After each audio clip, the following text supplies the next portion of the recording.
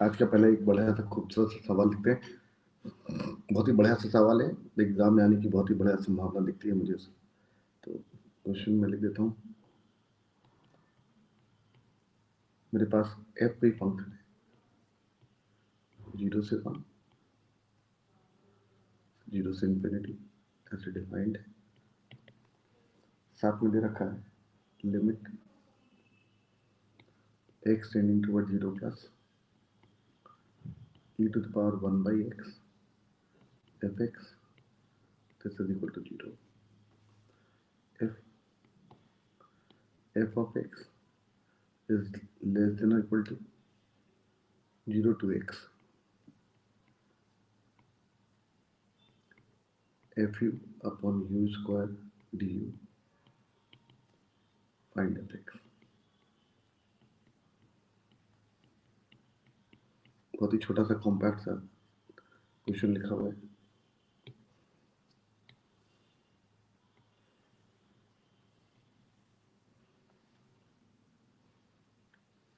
आज की डेट 20।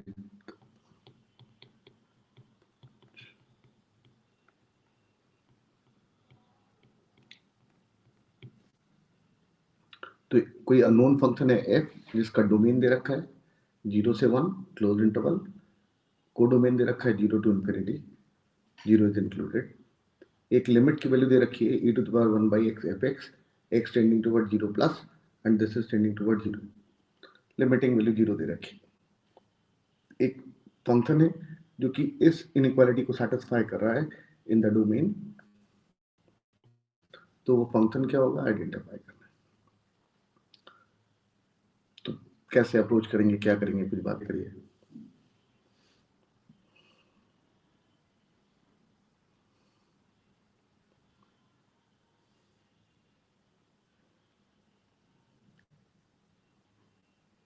बहुत ही बढ़िया सा सवाल। सर लिमिट जब है हाँ तो सर e की power 1 upon x infinity tend करेगा। बिल्कुल, ये वाला टर्म जो लिखा हुआ है वो इंफिनिटी की तरफ जा रहा होगा और ये वाला टर्म 0 की तरफ जा रहा होगा। तभी तो इनडिटरमिनेट फॉर्मेट होगा, तभी तो लिमिट को सॉल्व किया गया होगा और लिमिट की वैल्यू 0 देगी। सर तो fx अपॉन e की पावर -1 अपॉन x करके कुछ देगी। मतलब अगर तुम इसको p by q के फॉर्मेट में भी कन्वर्ट कर दोगे तो कुछ उससे एडेड एडवांटेज नहीं मिलेगा। fx divided by e to the power -1 by x, limit x tending toward 0, ये निकालोगे तो 0 by 0 का फॉर्मेट आ जाएगा।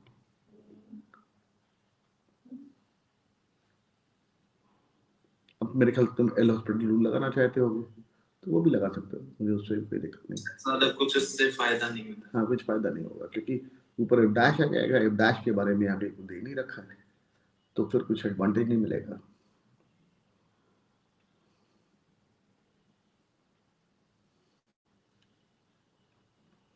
फंक्शन आइडेंटिफाई करना है और फंक्शन आइडेंटिफाई करने के लिए तो मुझे इसी का ही इस्तेमाल करना पड़ेगा। और इसमें इनइक्वालिटी है और इंटीग्रल इस्तेमाल किया गया है।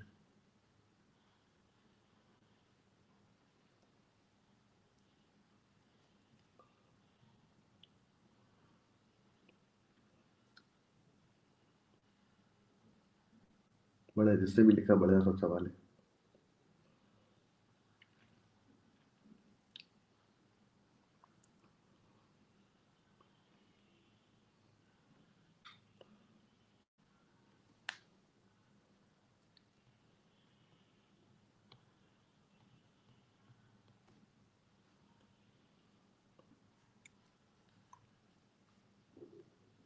और कोई आइडिया किसी के मन में?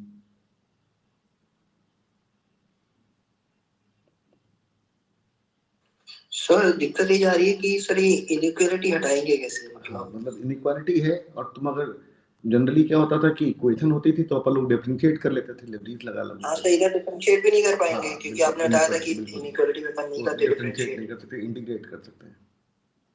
हाँ सर, यही छोटी सी प्रॉब्लम है और इसलिए बढ़िया सा खूबसूरत सवाल है। मतलब तुम ऐसा जरूर कर सकते हो कि ये वाला टर्म इस तरफ ले आओ, उसको नए फंक्शन को एच एक्स मान लो, फिर डिफरेंशिएट कर दो, लेकिन डैश एक्स का इन्वॉल्वमेंट चालू हो जाएगा। यस सर, वो एक और नया आ जाएगा। बिल्कुल।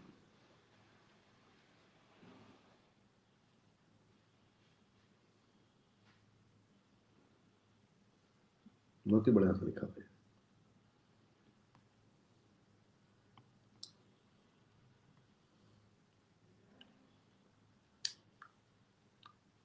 सर एक फंक्शन ले e की power 1 upon x into fx, एक एच एक्स फंक्शन ले लिया, e to the power 1 by x into fx। हाँ सर, अब इसको डिफरेंशिएट करें। e की power 1 by x minus 1 upon X square fx plus e की power 1 by x dash e की पावर 1 by x कॉमन निकाला जाए, अंदर मेरे पास आ जाएगा जब dash x minus fx divided by x square, ऐसा जाएगा। हाँ सर, ये एक तरीके से greater than equal to e की power 1 upon x f dash x minus fx हो गया। फिर से बोलो। सर ये जो h डैश x है, हाँ, ये greater than equal to e की power 1 upon x f dash x minus fx है। अच्छा, लेकिन ये मतलब hx का इंटीग्रल वैसे कर देना, मतलब अभी मुझे लेकिन कुछ समझ नहीं आ रहा। यहाँ तक तुमने कहा, मैंने मुझे कोई दिक्कत नहीं थी। इसमें कुछ जो टर्म्स नजर आ रहे हैं वो भी बहुत ज्यादा बुरे नहीं है, क्योंकि ये वाला टर्म तुमको दिख रहा होगा इंटीग्रल के अंदर लिखा हुआ है, ये वाला टर्म लिमिट में अगर एल हॉस्पिटल में लगाओ तो ये वाला टर्म और ये वाला टर्म क्रिएट किए जा सकते हैं, लेकिन फिर भी अभी बहुत कंस्ट्रक्टिव कुछ हुआ नहीं। सर इसके डोमेन और रेंज को देखते हुए इसको इंक्रीजिंग या डिक्रीजिंग का कोई कमेंट कर सकते हैं? मतलब अभी इस स्टेज पे कैसे कर सकते हैं, मतलब मेरे पास जैसे f 0 से 1 से 0 टू इंफिनिटी जा रहा है, 0 से 1 के बीच में 0 से इंफिनिटी जा रहा है, तो कांस्टेंट फंक्शन भी हो तो सकता है, कुछ भी हो सकता है, कांस्टेंट भी हो सकता है, इंक्रीज डिक्रीज सब कुछ कर सकता है ना। वो तो क्योंकि अगर ये इंक्रीज या डिक्रीज करता है तो अकॉर्डिंगली h डैश x को ग्रेटर देन 0 या लेस देन 0 करके हम लोग उसी इनइक्वालिटी तक पहुंच सकते हैं। मुझे एक बात बताओ बेटा, किसी भी डोमेन और कोडोमेन को देख के किसी भी फंक्शन का इंक्रीजिंग डिक्रीजिंग बताया जा सकता है? अगर ऐसा होता ना तो कमाल ही हो जाता। भाई फंक्शन के ऊपर डिपेंड करता है ना, फंक्शन के बारे में बात करो। डोमेन और कोडोमेन तो बता दिया कि कहां पर डिफाइंड है, हो सकता है उसका कुछ एडवांटेज मिल जाए, लेकिन अभी कुछ नहीं कर सकते इसको देख के। सर एक मिनट में क्या, हाँ सोच लो। तो बस ये हम जानते हैं कि सर सारी वैल्यूज जो इन्वॉल्व होंगी वो पॉजिटिव होंगी। किस चीज की? फंक्शन की? मतलब सर e की पावर 1 अपॉन x है, fx है, हाँ, और सर ये जो इंटीग्रल है ये भी मोस्ट प्रोबेबली पॉजिटिव ही होगा। बिल्कुल। देखो ये पॉजिटिव नंबर लिखा हुआ है, ये fx पॉजिटिव है, इसके चलते इंटरवल भी दे रखा है, पॉजिटिव भी है। मैं बोल दे रहा हूँ जो तुमने बोला, ये तुमने कहा पॉजिटिव है, ये तुमने कहा पॉजिटिव है, 0 से x की वैल्यू 0 से बड़ी है तो ये भी पॉजिटिव ही निकल के आ जाएगा, fx भी पॉजिटिव है, सब कुछ पॉजिटिव ही लिखे हुए हैं। बात तुम्हारी ठीक है।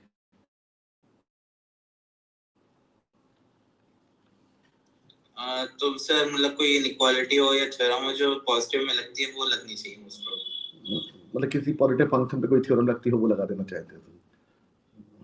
मतलब सर बेसिकली कुछ इसका यूज होना चाहिए, क्योंकि सर मतलब कुछ यूज हो सकता है शायद इसको। मतलब संभावना है ये तो, मतलब ये अटकले वाली बात है, कुछ मैथमेटिकल काम ही हो रहा है यहाँ पर।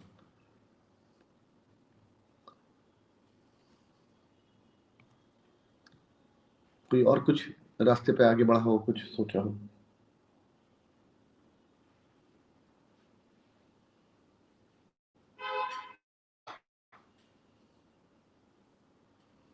तो मैं थोड़ा सा आगे बढ़ाऊं।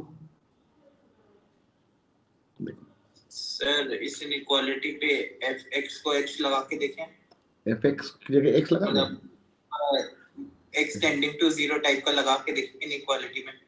मतलब वो तो अंदाज लगाने वाली बात हो गई। तुम बोल रहे हो कि एक फंक्शन अपनी तरफ से fx बराबर x लगा दे, ये बोल रहे हो ना, या कुछ और लगा दे इसी तरीके से?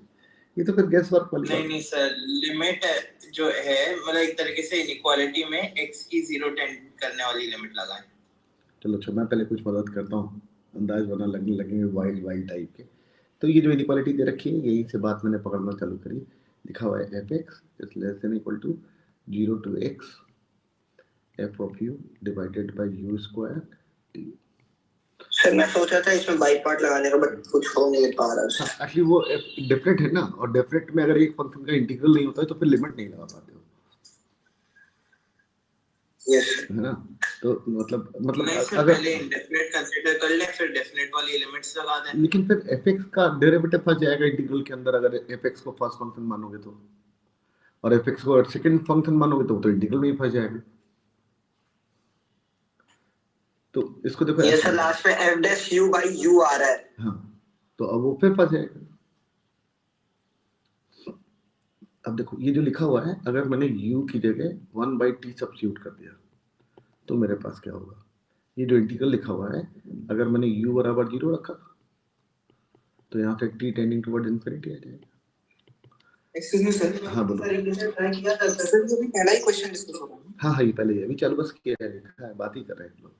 बड़ा खूबसूरत सवाल है, तुम शायद लेट ज्वाइन किया होगा मेरे ख्याल से। तो मैंने कहा अगर u, मैंने इस इंटीग्रल को मैंने पकड़ना चालू किया, u की जगह 1/t रखा, तो u अगर मेरे पास लोअर लिमिट 0 को रिप्रेजेंट कर रहा है तो t will tend towards infinity, और अगर मैंने u बराबर x रख दिया तो t will tend towards 1/x। तो जो मेरे पास इंटीग्रल लिखा, ये जो इनइक्वालिटी लिखी है वो इस फॉर्मेट में आ जाएगी, F X is less than equal to, मेरे पास t की जगह आ जाएगा इंफिनिटी लोअर लिमिट के लिए, अपर लिमिट के लिए कितना आ जाएगा 1/x, एफ ऑफ साथ में कितना आ जाएगा 1/t, और डेरिवेटिव और इस्तेमाल करना पड़ेगा, तो डी यू मेरे पास कितना आ जाएगा -1/t², और t की वैल्यू कितनी है 1/u, तो t की जगह 1/u लगा देंगे, तो मेरे पास कितना आ जाएगा -u² dt, डी यू की जगह ये लगा देंगे, नीचे एक u² लिखा हुआ है और डी यू की जगह माइनस का u² dt, u² cancel out हो गया, मेरे पास आ गया F X this is less than equal to minus times infinity से 1/x, साथ में एफ ऑफ 1/t dt। और क्या यहाँ तक बात समझ में आती दिख रही होगी सारे लोगों को?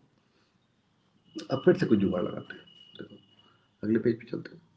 सर इंक्रीजिंग होना चाहिए फिर रुको तो, F X this is less than equal to minus times infinity से 1/x, और साथ मेरे पास लिखा हुआ है एफ ऑफ 1/u डी। सवाल नोट कर लेना सर लोगों ने। यस हाँ, मेरे पास एक फंक्शन दे रखा है, डोमेन ये दे रखा है, को डोमेन ये दे रखा है, ये लिमिट की वैल्यू 0 के बराबर दे रखी है, एफ एक्स ऐसा दे रखा है, तो एफ एक्स क्या होगा आइडेंटिफाई करना। तो मैंने इसी इनइक्वालिटी को उठाया और इसी से सॉल्व करना आगे चालू किया। ये जो भी लिखा हुआ है ये हम लोगों ने लिखा और इसमें सब्स्टिट्यूशन कर दिया, u is equal to 1/t, और सब चेंज कर लिया वेरिएबल, तो मेरे पास इस तरीके की इनइक्वालिटी आ गई। ये जो भी इनइक्वालिटी लिखी इसको अगले पेज पे मैंने लिख लिया, मेरे पास ऐसा लिखा हुआ। अब मैंने फिर से इसमें कुछ किया और मैंने कहा अगर मैं जो x लिखा हुआ है, ये तो मेरे पास एक स्टेटमेंट लिखा हुआ है पूरे डोमेन के लिए वैलिड है, तो मैंने x को रिप्लेस कर दिया 1/x। ऐसा करने से मुझे क्या फायदा हुआ है, यहाँ पर x लिखा हुआ है और यहाँ x लिखा हुआ है, यहाँ पर आ जाएगा 1/x और यहाँ आ जाएगा x, तो हम लोगों ने कहा कि f of 1/x this is less than equal to minus times infinity to, यहाँ पर आ गया x f ऑफ, ऐसा लिख लिया। एक और तुरंत बात दिख रही है मुझे, और वो क्या दिख रही है, यहाँ पर f ऑफ 1/x लिखा हुआ है और अंदर देखो तो f ऑफ 1/u लिखा हुआ है, तो अगर मैं f ऑफ 1/x को gx मानूं तो इस साइड तो gx आ जाएगा, माइनस टाइम्स इंफिनिटी से x आ जाएगा, और अंदर वाले को क्या लिखा जा सकता है, f ऑफ 1/u को क्या लिखा जा सकता है, g ऑफ u, तो g ऑफ u और साथ में d, मतलब वो जो लिमिट वाली चीज दे रखी थी उसका भी कोई इस्तेमाल नहीं किया, हम लोगों ने इस फॉर्मेट में कन्वर्ट कर लिया। ये जो कुछ भी लिखा हुआ है एक तरफ ले आते हैं, infinity to x gu d। अब तुम लोगों को देख रहा होगा कि इसका डेरिवेटिव ये लिखा है, तो यहाँ कुछ होता जिसका डेरिवेटिव यहाँ होता तो काम बढ़िया हो जाता। अरे क्या क्या लेकिन वो मतलब सर इंफिनिटी टू एक्स है ना इंटीग्रल। हाँ तो बना रहे हैं। सर तो जी इंफिनिटी हमें ये दिखाना पड़ेगा कि नहीं जीरो है। अरे ये तो कोई नंबर ही होगा ना फाइनली, मतलब it is a very large number but it is some constant number. तो मेरी बात नहीं सर, मेरा मतलब ये है कि जो ये इंटीग्रल है हाँ, ये कैपिटल जी, मतलब इसके जो इंटीग्रल फंक्शन मान लीजिए वो h है, हाँ, तो H x minus H infinity हो जाएगा ना। मतलब तुम लिमिट लगाने की बात बोल रहे हो ना। मतलब सर लिमिट, अच्छा लेकिन वो कांस्टेंट है। कांस्टेंट नंबर है ना वो, तो फाइनली कोई नंबर आ जाएगा और उसका डेरिवेटिव करोगे जीरो आ जाएगा। लेबनीज थ्योरम इस्तेमाल कर रहे हो ना तुम। तो तुमने क्या किया स्टेटमेंट में e की पावर x से मल्टीप्लाई कर लिया।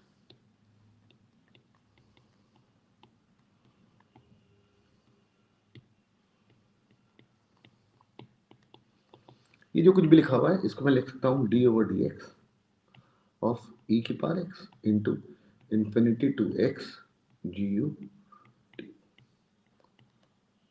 And this whole quantity is less than equal to. ऐसा हम लोगों ने आइडेंटिफाई कर लिया क्योंकि प्रोडक्ट रूल ही तो लिखा हुआ है। Product rule of differentiation, first function as it is, second का डेरिवेटिव प्लस सेकंड का derivative first as it is. तो इसका मतलब ये हुआ कि वो जो इनइक्वालिटी दे रखी थी उसको मैंने इस फॉर्मेट में कन्वर्ट कर लिया और जो फॉर्मेट आया वो क्या लिखा हुआ है मैं यहाँ लिख देता हूँ। मेरे पास है क्या डी ओवर डी एक्स और ई की पावर एक्स साथ में infinity to x g u d this is less than equal to.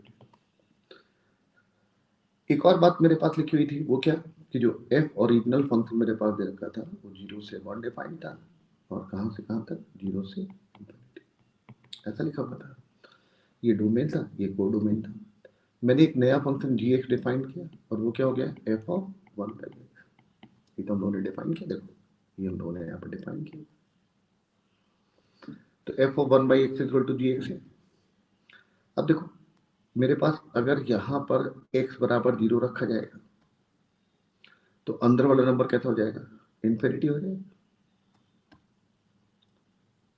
और 1 रखा जाएगा तो 1 हो जाएगा। मतलब मेरे पास जो g का डोमेन होता दिख रहा है वो g का डोमेन कितना होता दिख रहा है 1 से इंफिनिटी। और जब मैं x की जगह 0 रखूंगा तो जो कुछ जो भी मेरे पास कोडोमेन निकल के आएगा तो उसी के अंदर ही निकल के आएगा। तो मेरे पास जो कोडोमेन आता दिख रहा है वो 0 से इंफिनिटी। तो इसका मतलब ये हुआ कि ये जो फंक्शन लिखा हुआ है वो मेरे पास 1 से इंफिनिटी से लेके 0 से इंफिनिटी के बीच में डिफाइन होगा। और इसके अलावा एक और लिमिट दे रखी है और वो लिमिट क्या दे रखी है limit x tending towards 0 plus साथ में मेरे पास क्या लिखा हुआ है एफ एक्स ई की power 1 by x f of x this is equal to 0। Sir ये दोनों कोडोमेन इक्वली होंगे क्या? किसके हाँ बोलो सर ये कोडोमेन कैसे इक्वल हो जाएगी? अगर आपने 0 रखा तो f इंफिनिटी हुआ, तो f इंफिनिटी की कुछ वैल्यू होगी और आप जब 1 रखोगे तो f 1 की कुछ वैल्यू होगी। मतलब अगर मैंने x की जगह हम लोगों ने क्या किया x को रिप्लेस किया 1 बाई एक्स। हाँ ठीक है, अगर x को 1 बाई एक्स रिप्लेस किया तो मेरे पास ये वाला इंटरवल इस वाले इंटरवल में कन्वर्ट हो गया।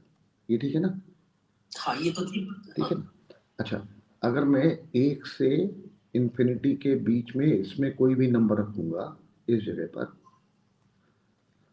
कोई भी नंबर रखूंगा तो करस्पॉन्डिंग जो वैल्यू मिलेगी वो क्या मिलेगी मेरे पास 0 से इंफिनिटी मिलेगी कि नहीं। देखो अगर मैंने x बराबर 1 रखा यहाँ पर तो 1 बाई एक्स की वैल्यू कितनी आ गई 1। ठीक है, और अगर मैंने x की जगह 0 रखा तो 1 बाई एक्स की वैल्यू मेरे पास किसके बराबर आ गई x की जगह इंफिनिटी रखा तो मेरे पास तो 1 0 तो 0 आ गई। इसका मतलब ये जो अंदर वाला नंबर है ये अंदर वाला नंबर मेरे पास क्या वैल्यू ले रहा है 0 से 1 ही तो ले रहा है। हाँ। और अगर अंदर वाला नंबर 0 से 1 वैल्यू ले रहा है f के अंदर जो नंबर रखा है वो 0 से 1 वैल्यू ले रहा है तो पूरे टर्म की वैल्यू जो कि g है वो कहाँ से कहाँ तक मिलेगी 0 से इंफिनिटी में। वो 0 से इंफिनिटी चली जाएगी। ठीक है ना? तो मतलब मेरे पास नए फंक्शन जी के टर्म में सारी चीजों को बदल दिया। अगर मैंने सारी चीजों को जी के टर्म में बदल दिया तो यहाँ पर भी बदल सकते हैं और यहाँ पर भी बदल देते हैं। कैसे बदलेंगे? हम लोगों ने कहा कि अगर मैं 1/x को t रख दूं तो x टेंडिंग टुवर्ड 0 प्लस है तो t tending towards plus infinity हो जाएगा। साथ में कितना आ जाएगा? e⁻t आ जाएगा और f ऑफ 1/t आ जाएगा। और f ऑफ 1/t मेरे पास क्या हो जाएगा? g ऑफ, लोगों ने डिफाइन कर रखा है ना, f of 1/x is equal to gx। तो इसको मैं लिख सर सकता हूँ। इसमें एल हॉपिटल का इंटीग्रल लगाएंगे। अब पता नहीं भाई, देखते हैं। e⁻t और साथ में मेरे पास कितना आ गया? f ऑफ 1/t को क्या लिखा जा सकता है? g of GT sir. gt।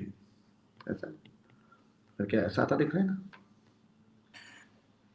ये जो भी मेरे पास लिखा हुआ है, मैं ये t के टर्म में लिखा हुआ है, इसको वापस x के टर्म में लिख लिया जाए तो क्या फर्क पड़ता है? Limit x tending towards infinity e⁻x gx and this is equal to 0। ये मेरे पास एक कंडीशन दे रहा है लिमिट की। तो अब जो जो मेरे पास लिखा हुआ है वो क्या क्या लिखा हुआ है? एक बात ये उठानी है, एक बात ये उठानी है, और जो जी का डोमेन है और कोडोमेन है वो ये उठाना है। इसकी मदद से मुझे जी पहले आइडेंटिफाई करना है, फिर एफ आइडेंटिफाई करना है। अगले पेज पे लिख लेते हैं।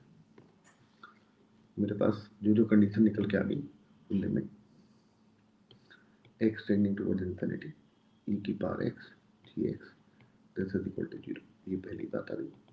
दूसरी बात क्या आ गई? जो जी है वो डिफाइंड है कहाँ से कहाँ तक? 1 से इंफिनिटी से 0 से इंफिनिटी। दूसरी बात।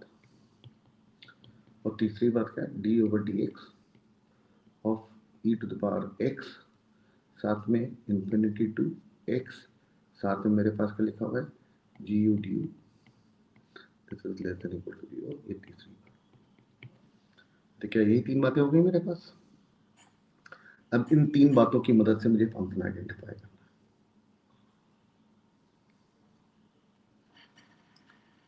मतलब अभी भी थोड़ा सा फॉर्मेटिंग हम लोगों ने सुधार ली है। 1/x वाले टर्म्स गायब कर दिए हैं, f के अंदर 1/x है उसको हटा दिया है, g के टर्म में कन्वर्ट कर लिया है। अब इसको समझना है सर जो लिमिट है हाँ। उसको सर अगर हम ध्यान से देखें तो वो सर इसमें कन्वर्ट हो जाएगी जो d/dx के अंदर वाला टर्म है। कैसे मतलब माइनस इसके होगी, लेकिन सर क्योंकि लिमिट 0 है तो यही टर्म हो जाएगा। कैसे बताइए ना? That's sir g⁻x upon e⁻−x करिए। g⁻x अपॉन, ठीक है, इसने कहा कि जो लिमिट लिखी हुई है x टेंडिंग टुवर्ड्स इंफिनिटी, ऊपर लिखा हुआ है g⁻x और नीचे लिख लीजिए e⁻−x, ये 0 के बराबर है। तो मतलब निश्चित बात है जो फॉर्मेट रहा होगा वो 0/0 का फॉर्मेट रहा होगा। यही बोलना चाहते हो ना? हाँ सर। ठीक है, फिर सर तो ये इंटीग्रेबल फंक्शन होगा जी। ये कैसे हाँ बिल्कुल, यहाँ इंटीग्रेट हो रहा है, इंटीग्रेबल होगा। सर तो हम दोनों न्यूमरेटर डिनोमिनेटर को इंटीग्रेट करते हैं। ऐसा कर पाते हैं? सर कर लेते हैं, मतलब सर जब डिफरेंशिएट कर लेते हैं हाँ। तो सर इंटीग्रेट भी कर लेना चाहिए हमें। प्लस सर वैल्यू नहीं आ पाएगी लेकिन सर लिमिट सेम आएगी। अच्छा चलो, इसने कहा कि एक काम करते हैं सर क्योंकि डेफिनेट है ना। चलो मैं लिख लेता हूँ, limit x tending towards infinity. इसने कहा कि इसको क्या लिखना है बोलो? इंटीग्रल इंफिनिटी से x ही मान लेते हैं divided by infinity to x e⁻−x dx। Sir तो वो एक मिनट रुक जाओ। तुमने कहा कि अगर लिमिट लगाई जाए तो ये इंफिनिटी से इंफिनिटी, ये भी इंफिनिटी से इंफिनिटी, तो ये 0/0 का फॉर्मेट है।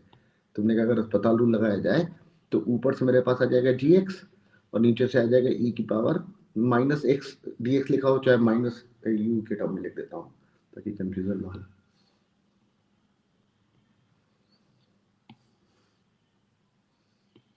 नीचे वाले में भी लेबनीज थ्योरम लगाई तो e⁻−x नीचे आ जाएगा बस, ठीक है। और ये इसी से मैच कर जाएगा। हाँ अब बताओ, ये भी 0/0 का फॉर्मेट है।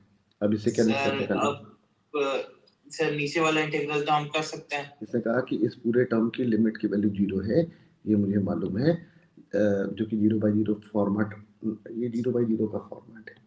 इसकी लिमिट की वैल्यू 0 है कि नहीं? पहले वाले को रिवर्स करा है एल हॉपिटल। हाँ ठीक है, तो ये जो लिखा हुआ है इसकी लिमिट की वैल्यू अभी मुझे नहीं मालूम है।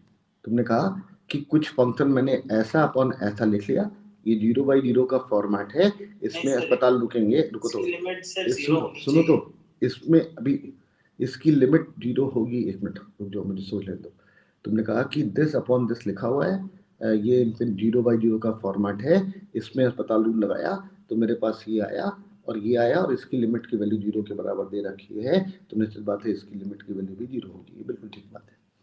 अब तुमने बोला कि नीचे वाले में सर एक बार फिर से बता, ब्रीफ कर देंगे? हाँ, वो वाला मैं अभी मैं बता रहा हूँ। ये एक्चुअली मोटू अपना काम करा रहा है तो करने दो मुझे, फिर मैं और अलग तरीके से भी समझा दूंगा, देखते चलिए। अच्छा मैं समझा देता हूँ। इसने कहा कि ये लिखा हुआ है मेरे पास, ये लिमिट लगाइए तो डिनोमिनेटर 0 जा रहा है, तो Yes, sir. न्यूमरेटर को भी 0 जाना पड़ेगा। और इस ये तो यही लिखा हुआ है, इस लिमिट की वैल्यू 0 के बराबर है तो ये 0 के बराबर है। इसने कहा कि ऊपर वाले टर्म को मैं ऐसे लिख लूं, जो कि बदल गया निश्चित बात है, नीचे वाले टर्म को ऐसे लिख लूं, दोनों को इससे इंटीग्रल कर दिया। इंटीग्रल से ऐसे क्यों किया? क्योंकि ऐसा मैंने कभी इसको बताया हाँ, है। और मैंने कैसे बताया है देखो ध्यान से, तुम लोगों को याद होगा limit x tending toward 0 sin x upon x लिखा हुआ। अरे क्या ये आता है ना सारे लोगों को? Hello, yes sir. ये 0/0 का फॉर्मेट है और इसकी लिमिट की वैल्यू 1 होती है। मैंने क्या किया, इसको भी इंटीग्रेट कर दिया और इसको भी इंटीग्रेट कर दिया। Limit x tending toward 0 sin x का इंटीग्रल कितना हो जाता है, माइनस का cos x। मान लो अगर इंडिफरेंट तरीके से किया तो प्लस c आ जाएगा और डिवाइडेड बाय नीचे कितना आ जाएगा, नीचे आ जाएगा x²/2 प्लस एक और कांस्टेंट आ जाएगा।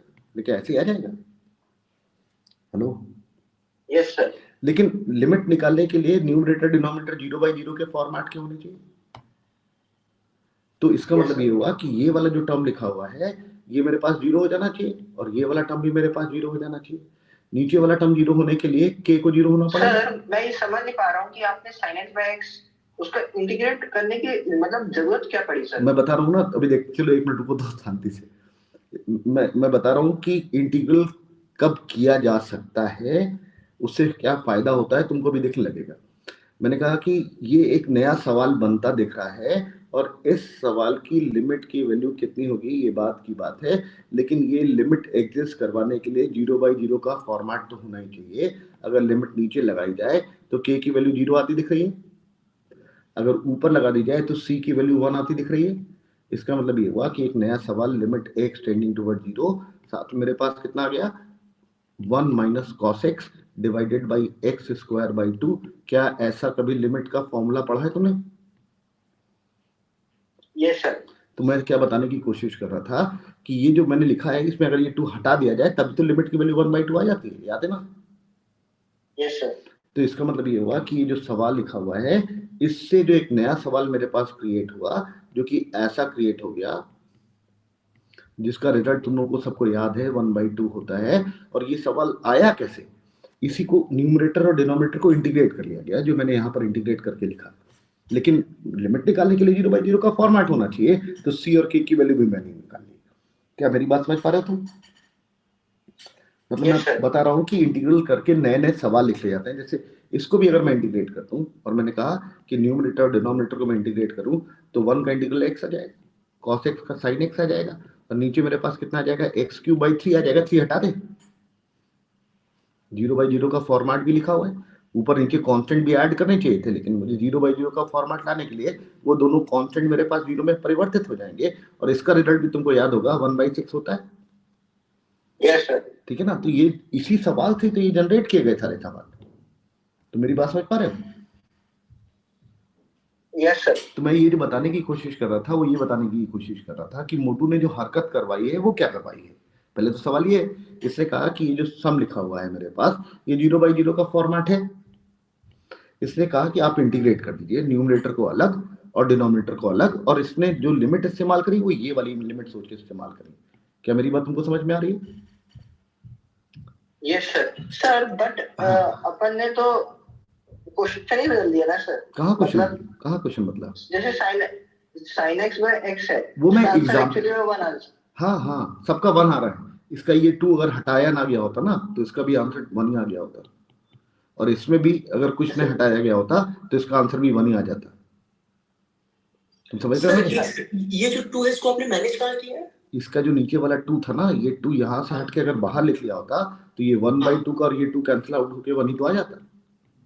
हाँ तो लेकिन आना तो 0/0। अच्छा लेकिन आपने वो c की वैल्यू माइनस ये 1 है ना, इसकी लिमिट की वैल्यू 1 थी, इसको मैंने इंटीग्रेट किया और फिर से 0/0 के फॉर्मेट में कन्वर्ट कर लिया। बेसिकली हो क्या रहा है, अब मैं इस जगह अगर अस्पताल लगाऊंगा तो क्या ये समा जाएगा कि नहीं आ जाएगा? हाँ इसीलिए वहां भी 1 हाँ, इसलिए यहाँ पर मेरे पास जो नीचे 2 था ना, उसके कारण ये 1/2 आ गया। अगर ये 2 मैं जिंदा रखता और 2 एक यहाँ लिख लेता तो आंसर मेरे पास 1 ही आ गया। यानी ये जो 1/6 है ये भी 1 ही आएगा। हाँ, ये भी मतलब वो कांस्टेंट के मैनिपुलेशन के कारण हो रहा है। अरे भाई एक 2 यहाँ पर आया, जब एक और बार इंटीग्रेट करोगे तो x³/3 आ जाएगा, तो 6 नहीं आ जाएगा। तो वही तो 6 नीचे वाला था जो हटा दिया गया, तभी तो अगर ये रखा रहता और ऊपर यहाँ लिख लेते तो इसका आंसर अभी भी बना था। अरे क्या वो दूसरे की जो बोल रहा था उसको बात समझ में आई कि नहीं? Yes sir. ठीक। मतलब ये मैंने एग्जाम्पल लिया क्योंकि ये मैंने क्लास में बताया था कि भाई एल हॉस्पिटल में अपन लोग डिफरेंशिएट करते हैं तो उसी का कन्वर्ट्स भी हम लोग लिख सकते हैं, जिसमें हम लोग इंटीग्रेट कर करके नए फंक्शन क्रिएट कर लेते हैं जिनकी लिमिट के सवाल के फॉर्मूले हम लोगों को याद ही रहते हैं। तो वो क्यों बन जाता है? क्योंकि वो एल हॉस्पिटल का उल्टा वाला हम लोग यहाँ पर सिस्टम इस्तेमाल कर लेते हैं। यही मोटू ने मुझसे यहाँ पर करवाया। उसने कहा कि ये 0/0 का फॉर्मेट है, आप ऊपर भी इंटीग्रेट कर दीजिए और नीचे भी इंटीग्रेट कर दीजिए, लेकिन इस बात का ध्यान रखिए कि 0 से इन्फिनिटी से x रखिएगा। मैंने इन्फिनिटी से x रखा। इसने कहा इन्फिनिटी से x रखने का एडवांटेज ये जब इन्फिनिटी रखेंगे तो इन्फिनिटी से इन्फिनिटी ये भी इंटीग्रल 0 हो जाएगा और ये भी इंटीग्रल 0 हो जाएगा, तो अभी भी ये 0/0 का फॉर्मेट ही बना होगा। अरे क्या मेरी बात समझ में आ रही है? Yes sir. अब इसने कहा कि ये जो लिखा हुआ है इसको ऐसे लिख लीजिए, x टेंडिंग टुवर्ड्स इन्फिनिटी, ऊपर वाला टर्म तो ऐसे ही लिख रहने दीजिए और जो नीचे वाला टर्म लिखा हुआ है इसका इंटीग्रल कर लीजिए, और इसका इंटीग्रल करेंगे तो e की पावर माइनस यू का इंटीग्रल माइनस e की पावर माइनस यू आ जाएगा और लिमिट इन्फिनिटी से x लगा दीजिए, और उससे क्या होगा, ये अभी भी मेरे पास 0 ही लिखा हुआ है। इससे क्या फायदा हुआ, अगले पेज पे लिख लेते हैं। इससे फायदा ये हुआ limit x tending towards infinity, ऊपर मेरे पास आ गया इन्फिनिटी टू x, साथ में मेरे पास आ गया du du, और नीचे मेरे पास कितना लिखा हुआ, इसमें लिमिट लगा देते हैं। लिमिट लगाएंगे तो मेरे पास जब इन्फिनिटी रखेंगे तब तो 0 हो जाएगा, x रखेंगे तो माइनस e की पावर माइनस x आ जाएगा, तो माइनस e की पावर माइनस x आ जाएगा, और इस लिमिट की वैल्यू 0 के बराबर ही है। इससे कहा ये माइनस यहाँ से हटा के उधर गायब कर दीजिए तो क्या फर्क पड़ने वाला है, और e की पावर माइनस x ऊपर पहुंचा दीजिए, तो limit x tending towards infinity e की power x infinity to x du du this is equal to 0। इसने ये बात उस लिमिट की मदद से आइडेंटिफाई करके रख ली। ये इसने क्या मुझे सिर्फ बताया, इसने कहा कि ये जो अंदर लिखा हुआ है फंक्शन, ये वाला फंक्शन x अगर इन्फिनिटी पर जाएगा तो उसकी वैल्यू 0 के बराबर आ जाएगी। क्या यहाँ तक बात समझ में आ रही है सारे लोगों? हेलो सर इधर कॉन्सेप्ट नहीं लिया आपने? मैंने क्या लिया? कॉन्सेप्ट नहीं लिया। कहाँ पर? इंटीग्रल मतलब सी मान के यहाँ पर नीचे। अरे नीचे हाँ नीचे यहाँ आपने इंटीग्रेट किया। हाँ वहां पर और यहाँ पर अंतर है, यहाँ पर मैंने डिफरेंट इंटीग्रल लगाया। ओके हाँ ठीक है ना, तो वो बाउंड्री कंडीशन इसके कारण खबर हो गई ना। ओके तो मेरे पास अब सम इस फॉर्मेट में कन्वर्ट हो गया, मतलब इसने जो किया वो इस लिमिट की value for x tending towards infinity 0 के बराबर आ गई, और ये जो टर्म लिखा हुआ था इसने कहा कि ये डेरिवेटिव के अंदर लिखा हुआ है d/dx, साथ में लिखा हुआ है e to the power x infinity to x, साथ में du du, and this is less than equal to 0। Sir अब जब x के रिस्पेक्ट में इंटीग्रेट करेंगे किसको? सर जो इनइक्वालिटी है इसको। हाँ सर, dx उधर ले जाके, मतलब सर सुनो हाँ x के रिस्पेक्ट में इंटीग्रेट करें। सुनो तो सब सुनो तो पहले मेरी बात, सब चौपट कर दोगे। कारण क्या, यहां तक तो हम लोग लाए, कैसे लाए? कंबाइन करके देखो ना, हम लोगों ने क्या किया, यहां तक लिखा था, फिर इसको हम लोगों ने डिफरेंशियल इक्वेशन के फॉर्मेट में देखा, फिर क्लब किया, अब तुम इसको वापस खोले दे रहे हो सर। लेकिन हमने डिफरेंशिएट नहीं करा था, हमने मतलब डिफरेंशिएट नहीं करा ना इंटीग्रेट करा। हाँ। हमने उसी को कन्वर्ट करा है। अच्छा, तो तुम चाहते हो कि अब इसको उठा के इंटीग्रेट कर दें dx उधर ले जाके? चलो कर देते हैं। हाँ सर, तो इनइक्वालिटी बनी रहेगी ना। ठीक है, dx पॉजिटिव नंबर है, इसको उधर ले गए, इसने कहा इंटीग्रेट कर दीजिए, तो e की power x infinity to x du du and इधर इंटीग्रल कांस्टेंट सी और लिख लिया, ऐसा आ गया। सर जीरो नहीं होना चाहिए। क्यों? अच्छा इंटीग्रल कांस्टेंट आ जाएगा ना। अच्छा कांस्टेंट आ जाएगा। हाँ। सर लेकिन लिमिट लगाएंगे तो वो कांस्टेंट जीरो आ जाएगा। कौन सी लिमिट?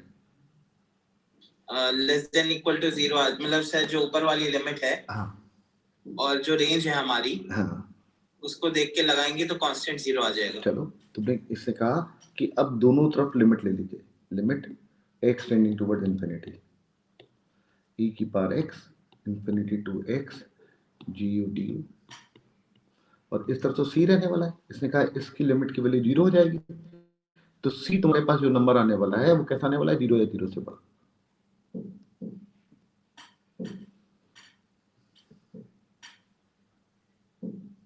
अच्छा तो असिम्प्टोट नहीं बन पा रहा है। सर हाँ बोलो। सर अगर हम लोग e की पावर x और ये जो इंटीग्रल लिखा है इसको कोई नया फंक्शन hx ले ले। हाँ, ये तुमने थोड़ी सी समझदारी की बढ़िया बात बारी, जो हम लोग डिफरेंशियल कैलकुलस में करते थे। नाम बताओ अपना तुम।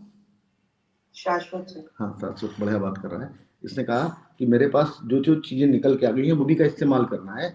जो लिमिट निकल के आई वो ये कि limit x tending towards zero infinity e to the power x infinity to x du du, ये मेरे पास जीरो के बराबर, ये पहली बात निकल के आ गई।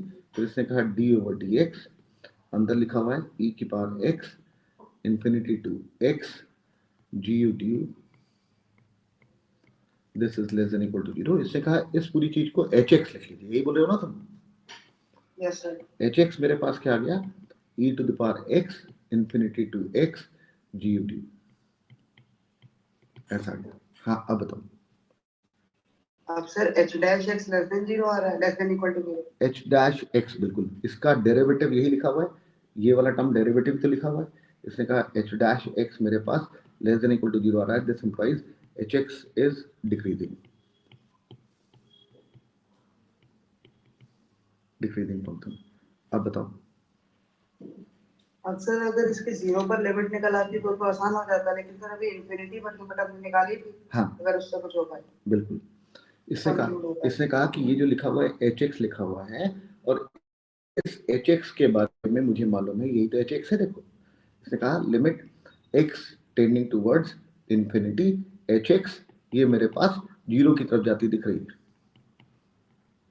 ये एक बाउंड्री कंडीशन मुझे मालूम है। अब इसके बाद क्या करेंगे?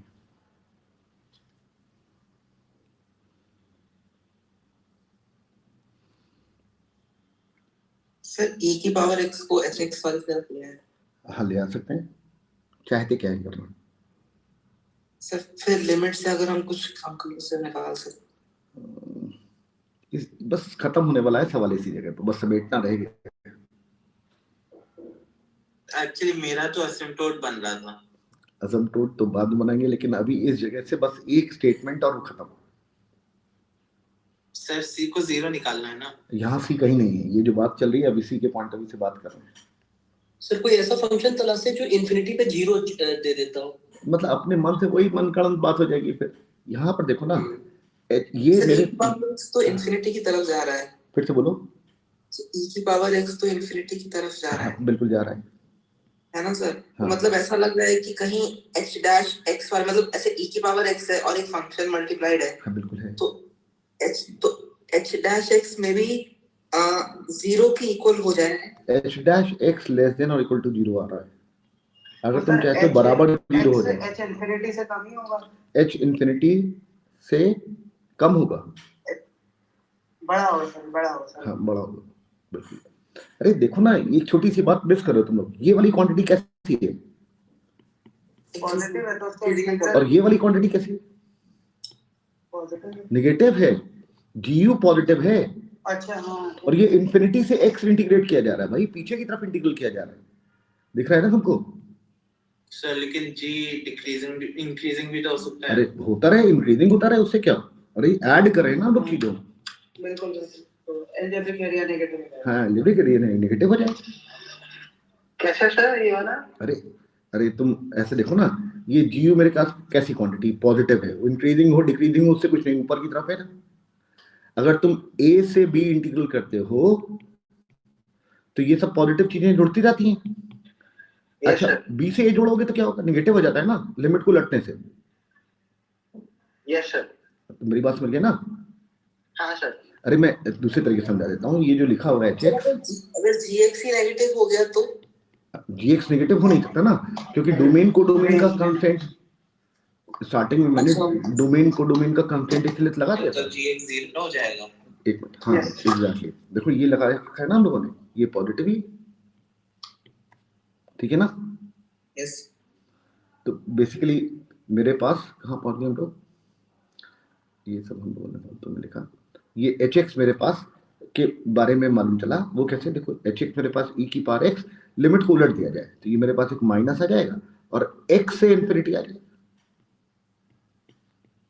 और x मेरे पास कैसा नंबर है, 0 से इंफिनिटी जा रहा है, तो यहां से 0 से इंफिनिटी मतलब मैं ये x है और ये इंफिनिटी है, x से इंफिनिटी के बीच में अगर GU जो पॉजिटिव क्वांटिटी ऐड करूंगा तो ये पॉजिटिव क्वांटिटी आएगी कि नहीं आएगी? और अब माइनस बाहर आ गया तो पूरी क्वांटिटी नेगेटिव हो गई। ये जो माइनस के साथ वाली क्वांटिटी है वो सर इंक्रीजिंग है। माइनस के साथ वाली क्वांटिटी है वो मतलब सर HX डिक्रीजिंग तो ऐसे ही आ हाँ, रहा है। HX मेरे पास डिक्रीजिंग ऑलरेडी आ चुका है, HX नेगेटिव भी मेरे पास आ चुका है और इंफिनिटी पर वैल्यू मेरे पास 0 के बराबर है, ये भी मुझे मालूम है। अब इन सब से सम अप करके हमको आंसर आइडेंटिफाई करना है और वो देखो आंसर आइडेंटिफाई करना है। मुझे क्या क्या बात मालूम है HX के बारे में सर, और इंफिनिटी पे HX की लिमिट 0 है, इंफिनिटी पर वैल्यू 0 की तरफ जाने वाली है, एक बात। और कर मेरे पास डिक्रीज करना है, H मेरे पास डिक्रीज करवाना है और H को हमेशा लेस देन और इक्वल टू 0 रखना है। सर तो इक्वल टू H को 0 करना पड़ेगा, तो सिर्फ H 0 हो गया थ्रू आउट। अरे क्या 0 हो गया? हाँ सर, उससे सर G भी 0 हो गया। बिल्कुल, और HX मेरे पास किसके बराबर है? G 0 हो गया तो की H पावर 0 हो x गया। मेरे पास कहाँ से कहाँ तक लिखा हुआ है, इंफिनिटी से x GU DU। बोल रहा है कि मेरे पास HX 0 हो चुका है, ये 0 हो गया है और ये वाली क्वांटिटी मेरे पास नॉन जीरो नंबर है, तो ये अंदर वाली क्वांटिटी सदैव 0 होना पड़ेगी, तो GU मेरे पास 0 के बराबर हो गया, GX मेरे पास, और f ऑफ 1/x इसके बराबर है, GX के बराबर है। और अगर ये 0 है तो ये भी 0 होगा, f ऑफ 1/x 0 है तो f ऑफ x इसके बराबर है 0। बहुत ही जबरदस्त सवाल है भाई। एक्चुअली बहुत सारी बातें हो गई, मैं उसको सम अप कर देता हूँ। और इंटीग्रल वाले रास्ते पे जाने की जरूरत नहीं थी और हम लोग संभाल सकते थे। देखो कैसे, अरे समझ में आ गया ना, मतलब कुछ एक जनरल आइडिया हो गया होगा सारे लोगों को, क्योंकि सब लोगों का अपना अपना ओपिनियन भी इनपुट में आता जाता है, तो जिसके चलते कुछ कुछ चीजें हो सकता है बिखर गई हूँ। मैंने संभालने की वैसे पूरी कोशिश करी, लेकिन मैं अगर उसको अलग तरीके से कहूँ तो मैं ऐसे कह सकता हूँ पूरे सवाल दे रखा था। हम लोगों ने fx is less than equal to दे रखा था मेरे पास, कहाँ से कहाँ तक था यार, एक मिनट देख लूँ, 0 to x fu d upon u square t, u is equal to 1/t रखा, f of x is less than equal to infinity to 1/x f of 1/t dt with minus sign आ गया, x की 1/x की जगह x लगा दिया तो f of 1/x यहाँ आ गया, minus time infinity to x आ गया और f ऑफ 1/t dt इधर आ गया। मैंने gx एक कॉन्स्टेंट लिखा, वो f ऑफ 1/x हो गया। मेरे पास gx इज लेस देन और equal to minus infinity to x, अंदर मेरे पास कितना आ जाएगा, g ऑफ t dt आ जाएगा। एक तरफ लाए, मेरे पास d ओवर dx में कन्वर्ट हो गया, जो कि पहले हम लोगों ने किया था, e की पावर x साथ में इंफिनिटी टू x। अब gt dt लिखो चाहे gu du लिखो, बात एक ही, दिस इज लेस देन, इसी को बस hx मान लेते हैं। इसको अगर hx मान लिया जाए तो hx मेरे पास क्या आ गया, e की power x infinity to x dt dt। यहां से मुझे क्या बात मालूम चली कि h मेरे पास डिक्रीजिंग है, एक बात। दूसरी बात मुझे क्या बात मालूम चली कि h less than equal to 0 है, दूसरी बात। और अब मुझे ये नहीं मालूम है कि x टेंडिंग टुवर्ड्स इंफिनिटी पर क्या हाल होने वाला है। अगर मैं x tending towards infinity limit लूं इसकी, तो ये वाला टर्म इंफिनिटी चला जाएगा और ये वाला टर्म 0 चला जाएगा, तो 0 इंटू इंफिनिटी का इनडिटरमिनेट फॉर्मेट बनता दिख रहा होगा।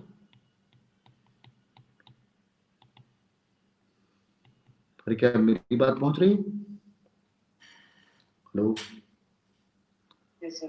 तो मैंने क्या किया, मुझे एक बाउंड्री कंडीशन चाहिए थी और वो बाउंड्री कंडीशन के लिए मुझे अब x टेंडिंग टुवर्ड इंफिनिटी पर ही लिमिट की वैल्यू निकालनी है और मैं लिमिट निकाल लेता हूँ। कैसे निकालूंगा? देखो मेरे पास जो hx लिखा हुआ है वो क्या लिखा हुआ है, इंफिनिटी टू x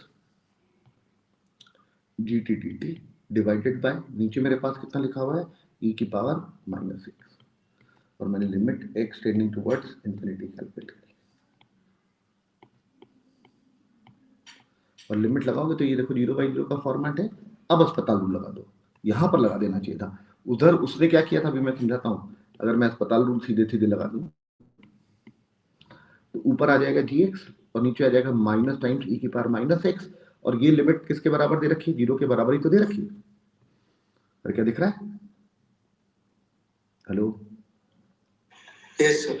और अगर इस लिमिट की वैल्यू 0 के बराबर है तो इससे हम लोगों ने क्या निष्कर्ष निकाला, हम लोगों ने ये निष्कर्ष निकाला कि ये जो फंक्शन है जो gx है, ये पूरा टर्म मेरे पास जो लिखा हुआ है वो कहा जाने वाला है। ये पूरा टर्म मेरे पास क्या लिखा हुआ है, क्या कह रहे थे हम, x टेंडिंग टुवर्ड्स इंफिनिटी पर इस पूरे टर्म की लिमिट की वैल्यू 0 आ गई, मतलब hx मेरे पास किस तरफ जाता दिख रहा है, ये hx की लिमिट की वैल्यू अरे क्या 0 के बराबर आती दिख रही है। और अगर ये 0 के बराबर आ गई तो अब हम लोग कंक्लूड कर लेंगे, क्या क्या कंक्लूड कर लेंगे, दो कंक्लूजन तो ऑलरेडी हम लोगों ने ये निकाल के रखे हुए। क्या है, h डिक्रीजिंग है, h is less than equal to 0 है, और limit x tending towards infinity hx की वैल्यू 0 के बराबर है। और ये सब देखने के बाद क्या समझ में आ रहा है कि जो hx होगा वो थ्रू आउट 0 के, अगर hx 0 हो गया तो hx था मेरे पास क्या, e की power x infinity to x gt dt, और ये अगर हमेशा 0 के बराबर हो रहा है तो फिर इसको 0 के बराबर ही होना पड़ेगा। तो यहाँ से gx इज इक्वल टू 0 आ गया, यहाँ से fx इज इक्वल टू 0 आ गया। प्रूव किया, मतलब ये आंसर हो गया। फिर क्या सवाल खत्म होता दिख रहा है? मतलब इसमें मैंने वो हरकत नहीं करी जो मोटू ने मुझसे यहाँ पर करवा दी थी, उसने क्या किया था, मुझसे इंटीग्रल करवा दिया था, दिख रहा है ना। इस स्टेप के बाद इसे न्यूमरेटर डिनोमिनेटर दोनों का इंटीग्रल करा दिया था, क्योंकि वो मैंने कभी पढ़ाया था क्लास में तो उसने इस्तेमाल कर दिया, और वो इस्तेमाल करके भी उसको फायदा होता दिख रहा था, तो फायदा हो गया था।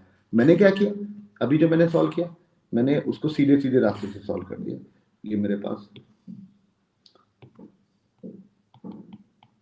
क्या लिखा था, fx मेरे पास ऐसा दे रखा था, फिर मैंने ये सब सब्स्टिट्यूशन किया, मेरे पास ये डिफरेंशियल इक्वेशन के चलते ये वाला टर्म प्रोड्यूस हो गया, इसको मैंने hx लेट कर लिया, ये hx आ गया। hx के बारे में derivative less than equal to 0 है तो डिक्रीजिंग हो गया, ये पॉजिटिव नंबर है ये नेगेटिव नंबर है, तो ये पूरा प्रोडक्ट मेरे पास 0 या 0 से छोटा आ गया। फिर x टेंडिंग टुवर्ड इंफिनिटी पर लिमिट निकालने की सोची तो ये इंफिनिटी जा रहा था, ये 0 जा रहा था, तो ये इंफिनिटी इनटू 0 का इंडिटरमिनेट फॉर्मेट आ गया। अगले पेज पे मैंने लिमिट निकाली x tending toward infinity hx, इधर भी लिमिट ले ली, ये मेरे पास 0/0 का फॉर्मेट आ गया, अस्पताल रूल लगाया तो ये आ गया। ये तो गिवन डेटा है, गिवन डेटा मेरे पास क्या था, limit x tending toward infinity e to the power x gx, ये मेरे पास कैसा दे रखा है, पॉजिटिव 0 दे रखा है।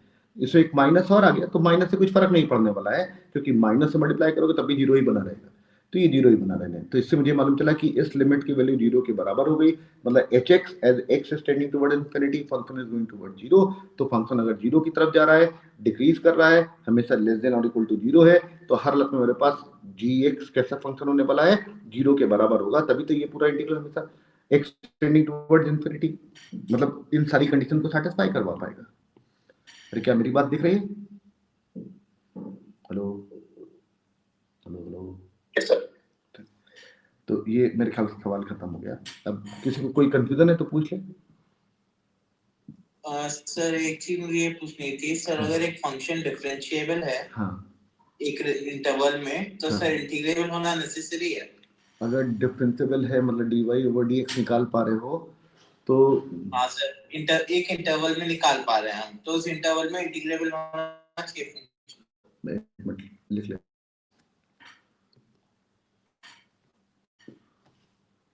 मतलब जो जनरल सवाल होता है इस तरीके का वो ऐसा होता है कि if f is differentiable then f dash x is continuous, true or false। मतलब ये जनरल बात कही जाती है। फिर तुमने क्या बोला? बोलो।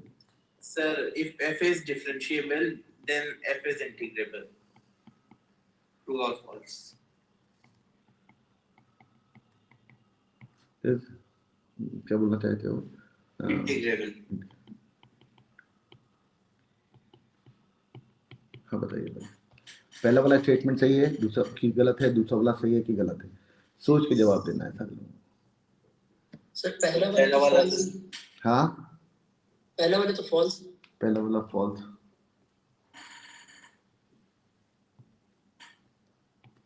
और कारण भी बताना है। सर आपने सिखाया था ना, जैसे मॉड एक्स का ग्राफ बना लिया हम लोगों ने। हाँ और मॉड एक्स डिफरेंशिएबल है तो जो उसका राइट वाला डेरिवेटिव है वो 1 होगा और लेफ्ट वाला -1 होगा, तो उसका ग्राफ बनाएंगे तो कंटीन्यूअस कहां है? अरे नहीं, f अगर डिफरेंशिएबल है, और डिफरेंशिएबल तुम्हारा तो मॉड एक्स डिफरेंशिएबल कहां है? जीरो पर तो नॉन डिफरेंशिएबल हो गया। नहीं सर, लेकिन वो जीरो पे ही नॉन डिफरेंशिएबल है, ओवरऑल तो डिफरेंशिएबल। अरे तभी एक भी पॉइंट पर अगर नॉन डिफरेंशिएबल है तो उसको नॉन डिफरेंशिएबल बोल सकते हैं ना हम लोग उस पॉइंट पर। जी, क्योंकि एक स्टेटमेंट आपने ऐसा करवाया था ना कि हमने कराए हैं, सब तरीके कराए हैं, फिर से लिख दिया उसी बहाने। अच्छा। मतलब सोच के आंसर चाहिए मुझे इन दोनों सवालों का। 2 मिनट रुक जाओ, फिर मैं 2 मिनट बाद बात करता हूँ।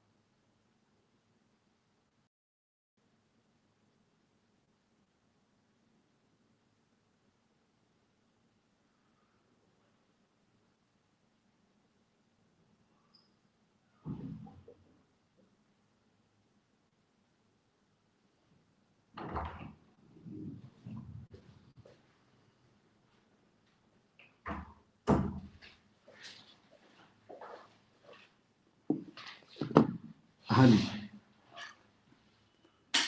पहले वाले फंक्शन, पहला स्टेटमेंट ट्रू की फॉल्स।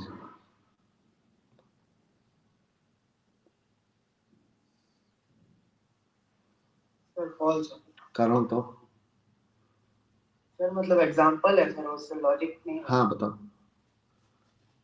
सर अगर हम लोग फंक्शन ले लें sin 1/x, हाँ मतलब वही x sin 1/x। ठीक बात है।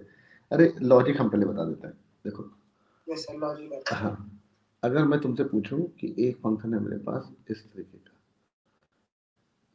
fx इज इक्वल टू क्या बोलते हैं, x for x line between 0 and 1 is equal to 1 minus x कर दूं, चलो 1 माइनस एक्स कर दो या 2 माइनस एक्स कर देते हैं।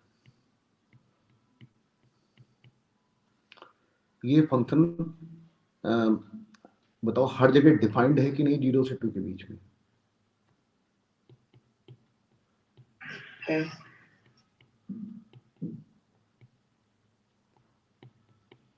क्योंकि 0 से 2 के बीच में हर पॉइंट पर fx से कुछ ना कुछ वैल्यू निकली रही है, ठीक है ना, तो डिफाइंड है।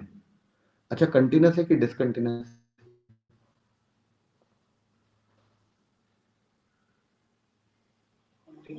कंटिन्यूस हो गया ये, इसको बदल देते हैं। चलो ये कंटिन्यूस हो गया, फिर से मैं एक और लिख देता हूँ।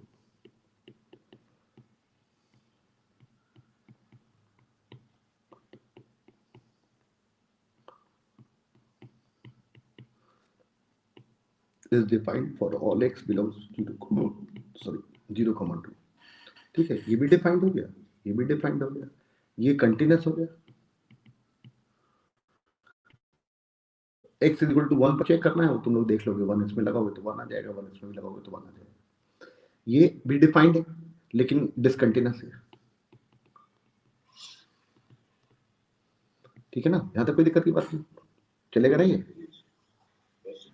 अच्छा, अगर मैं ये fx की बजाय f' कर दूं यहाँ पर, अरे क्या f' पूरे इंटरवल में हर जगह डिफाइंड है कि नहीं? लेकिन ये कंटिन्यूस है, और ये भी f' है, किसी और फंक्शन का डेरिवेटिव ये आया होगा, और इस पूरे इंटरवल में हर जगह वो मेरे पास कैसा है, डिफाइंड है लेकिन डिसकंटिन्यूस है। तो इसका मतलब f अगर डिफरेंशिएबल है, डिफरेंशियल का मतलब f' एग्जिस्ट, f' एग्जिस्ट का मतलब क्या हुआ कि उस इंटरवल में हर पॉइंट के करस्पॉन्डिंग डेरिवेटिव की वैल्यू मिल रही है।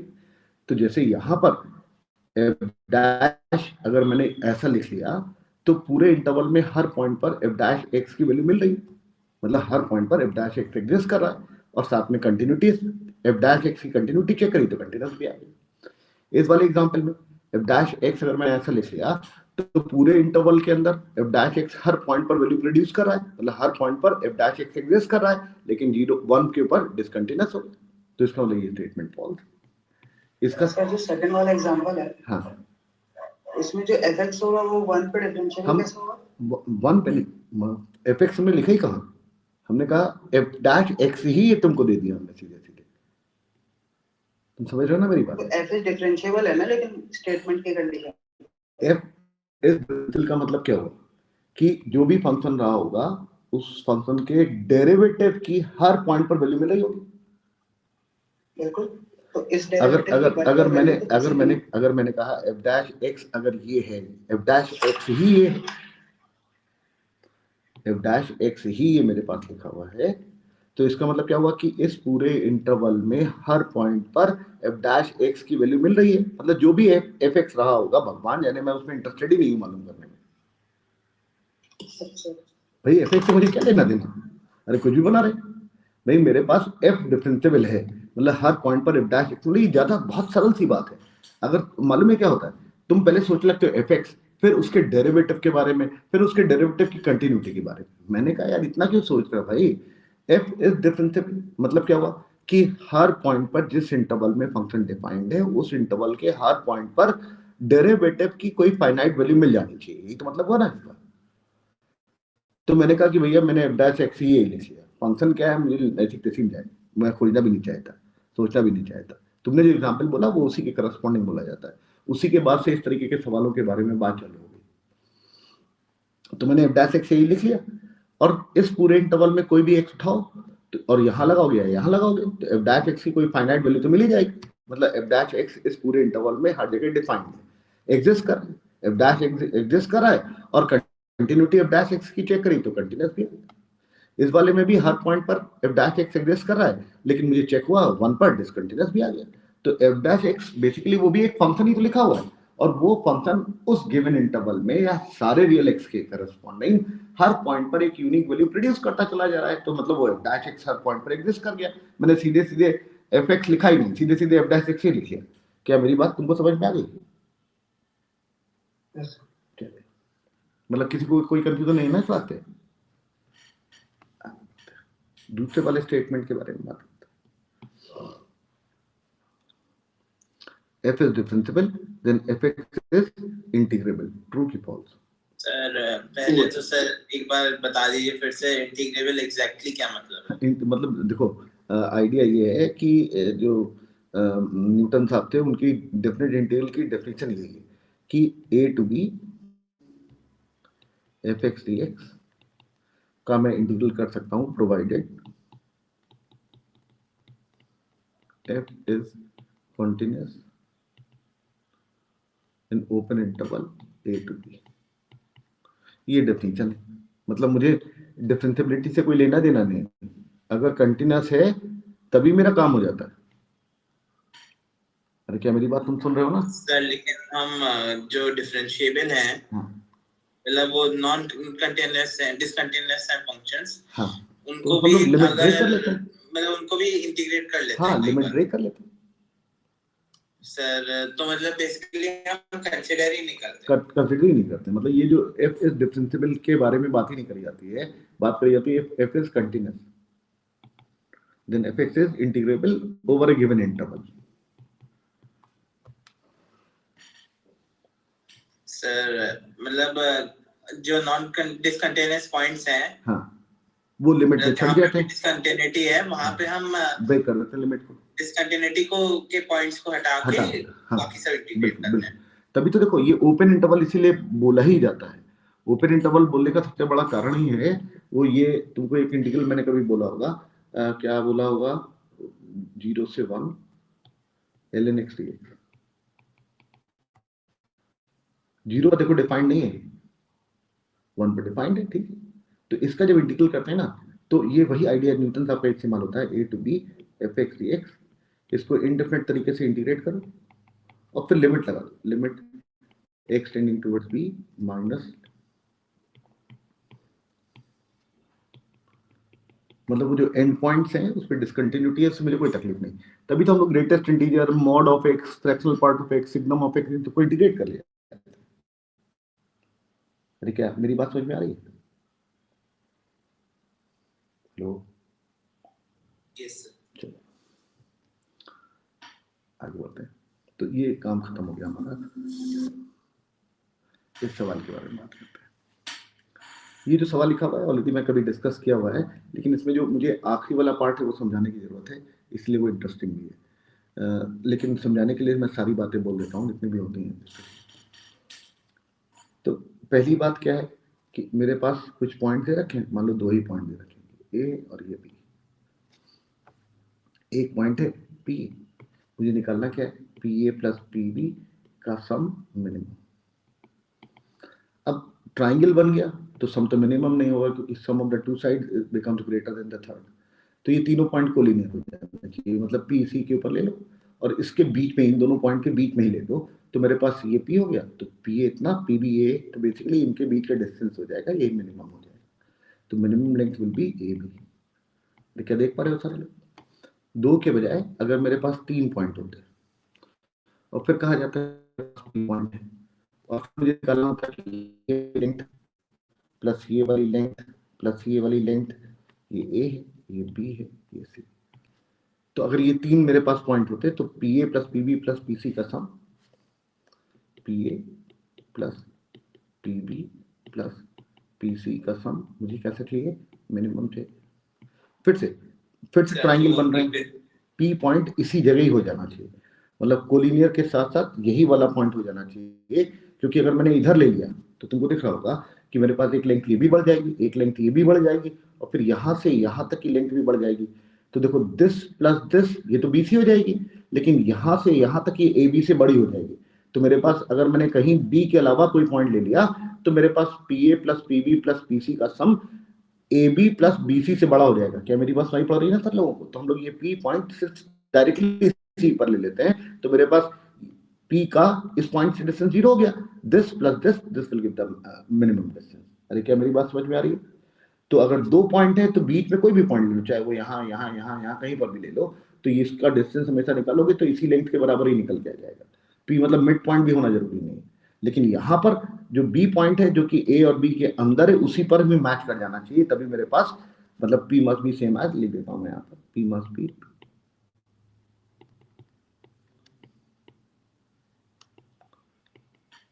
दिस इम्प्लाइज मेरे पास AB प्लस BC, यही मेरे पास मिनिमम सम हो जाएगा। 3 के बजाय अगर 4 पॉइंट होते हैं,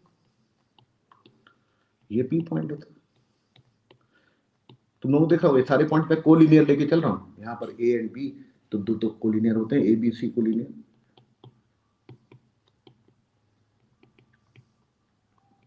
यहाँ पर ABCD चारों कोलिनियर,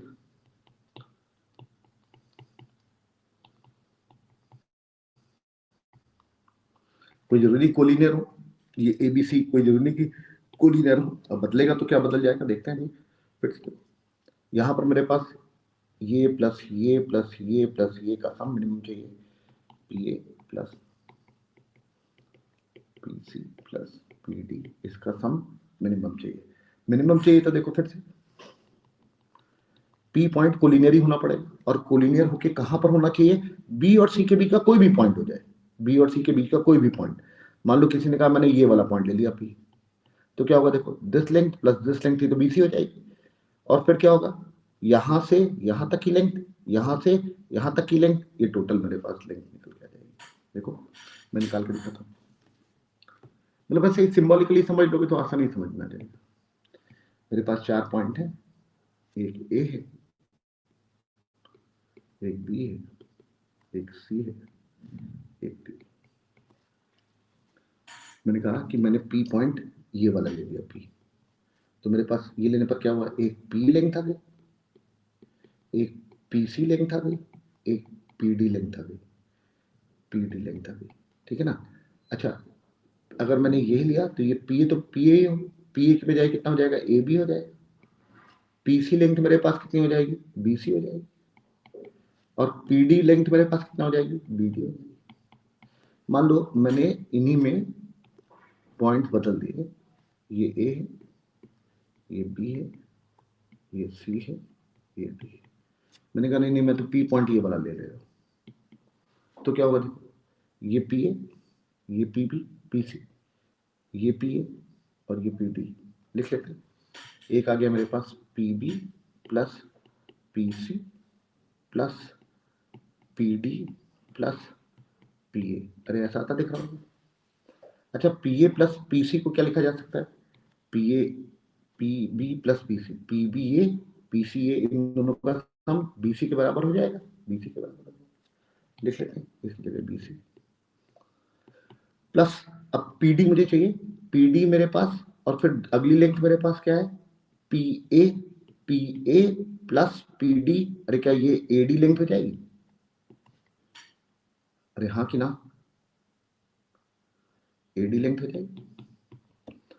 और तुम लोगों को ऊपर से दिख रहा होगा, क्या दिख रहा होगा कि AB एक लेंथ है और एक BD लेंथ है, इन दोनों को अगर ऐड कर दो तो ये AD लेंथ हो जाएगी। अरे क्या ये लेंथ और ये लेंथ आपस में बराबर आती दिख रही है, मतलब P पॉइंट चाहे मैं ये वाला पॉइंट ले लूं, P पॉइंट इन बिटवीन कोई भी ले लूं, P पॉइंट ये ले लूं, हर बार मेरे पास जो लेंथ आने वाली है वो यही आने वाली है। अरे क्या मेरी बात तुम लोगों को समझ में आ रही है? तो खेल क्या चल रहा है, मेरे पास या तो इवन नंबर ऑफ पॉइंट दे रखे होंगे कोलिनियर वाले, या ऑड नंबर ऑफ पॉइंट दे रखे होंगे, या इवन नंबर ऑफ पॉइंट दे रखे होंगे, या फिर ऑड भी दिए हो सकते हैं। मैं एक और फिगर बना देता हूँ, 1 point 2 point 3 point 4 point 5 point. जब ऑड है तो एक मिड पॉइंट हो जाएगा, ये जो मिड पॉइंट है यही पी हो जाएगा। अरे क्या मेरी बात समझ में आ रही है?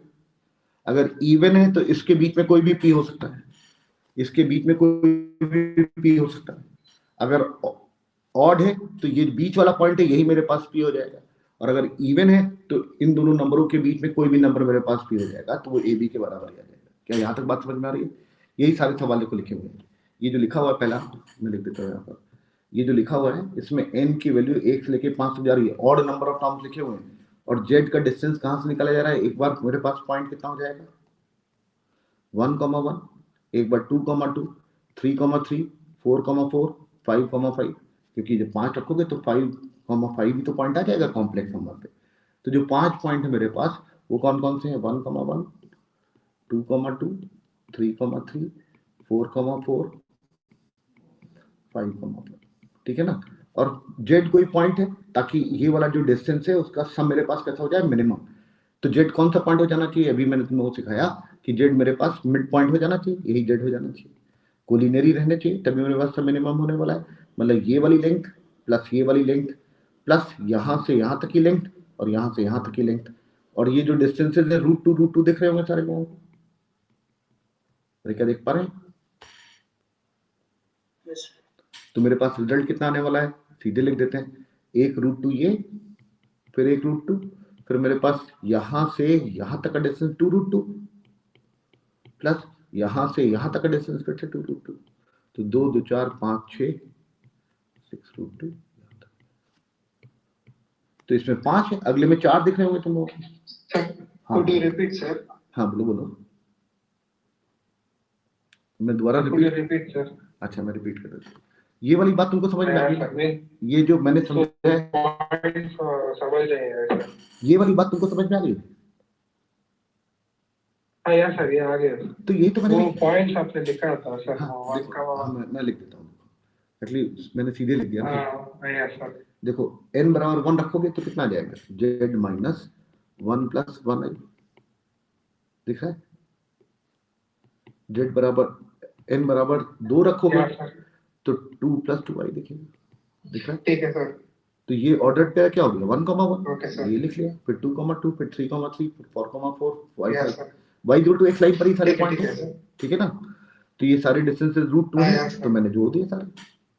अरे खत्म हो जाएगा। अरे क्या ये वाला भी हो जाएगा तुम्हारा? Okay sir. इसमें 4 ही यस पॉइंट सर। है, 4 पॉइंट कौन कौन से दे रखे हैं वो भी लिख देते हैं, एक 1,1, एक 2,2, एक 3,3, एक 4,4।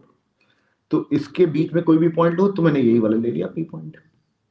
अब यहाँ से यहाँ तक का डिस्टेंस √2 हो गया, यहाँ से यहाँ तक का डिस्टेंस √2 हो गया, यहाँ से यहाँ तक का डिस्टेंस √2 हो गया, तो 3√2 आ गया। ऐसा कोई आंसर नहीं दे रखा, नहीं कुछ गड़बड़ कर दिया मैंने। यहाँ से यहाँ तक का डिस्टेंस √2 हो गया, यहाँ से यहाँ तक का √2 हो गया, और यहाँ से यहाँ तक का डिस्टेंस 2√2 हो गया, तो √2 प्लस √2 प्लस 2√2, 4√2 ऐसा दिखा है। Hello yes sir. ठीक है ना।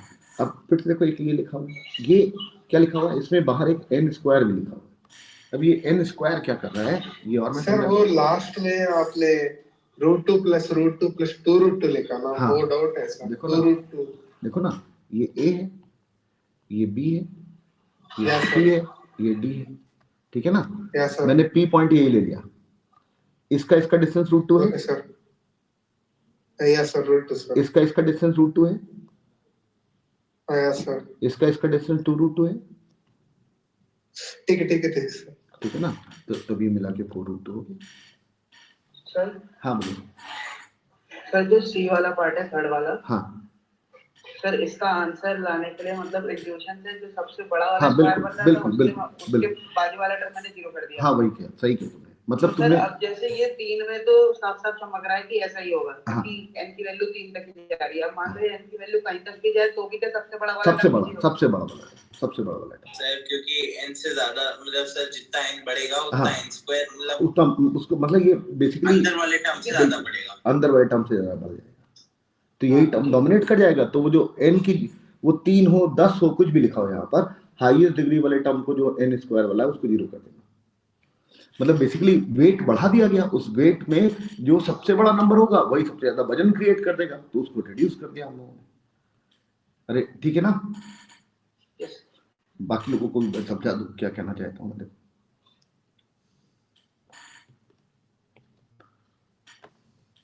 मेरे पास लिखा हुआ है 3 टर्म्स लिखे हुए हैं, n varies from 1 to n is equal to 3 n square sigma z minus n minus ni, ऐसा लिखा।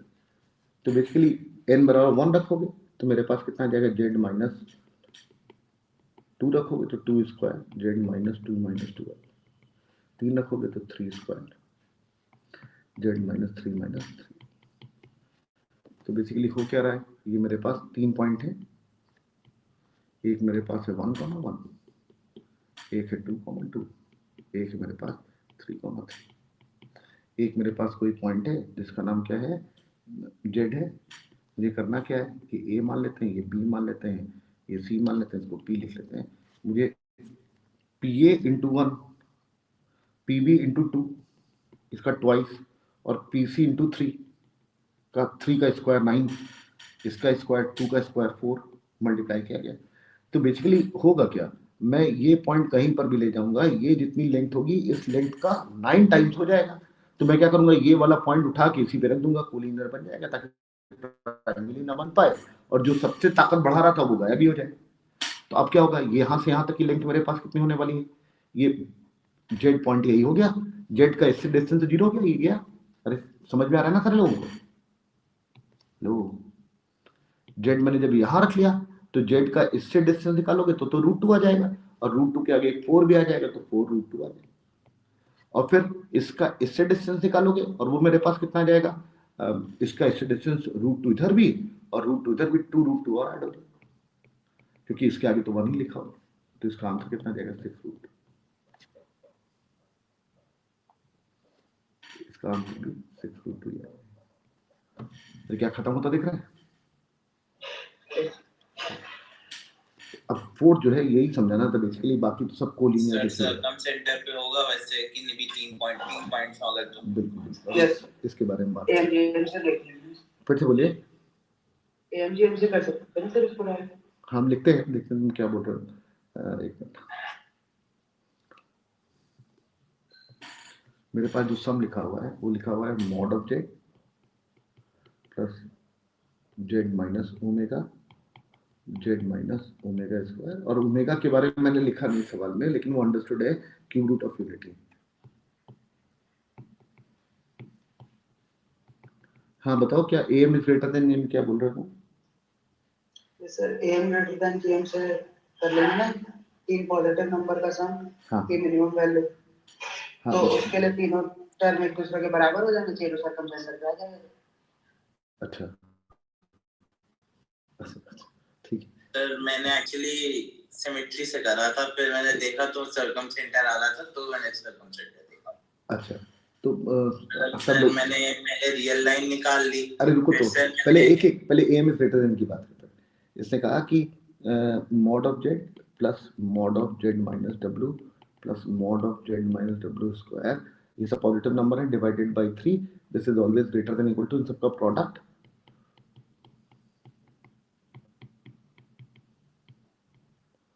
Whole square 1/3। अब तुमने कहा कि तुम जब am इज ग्रेटर देन लगाते हो ना, तब तुमको क्या मालूम होता है उस समय, अगर इस टर्म की मुझे वैल्यू मालूम होती है, गिवन अगर होता है, तब मैं बोलता हूं कि ये वाला नंबर जो है वो हर लत में इस 3 का मल्टीपल इधर कर दो तो इस वाले नंबर से बड़ा होगा, और इक्वालिटी पढ़ने के लिए ये तीनों नंबर आपस में बराबर हो जाने चाहिए, ये बोल रहे हो ना तुम।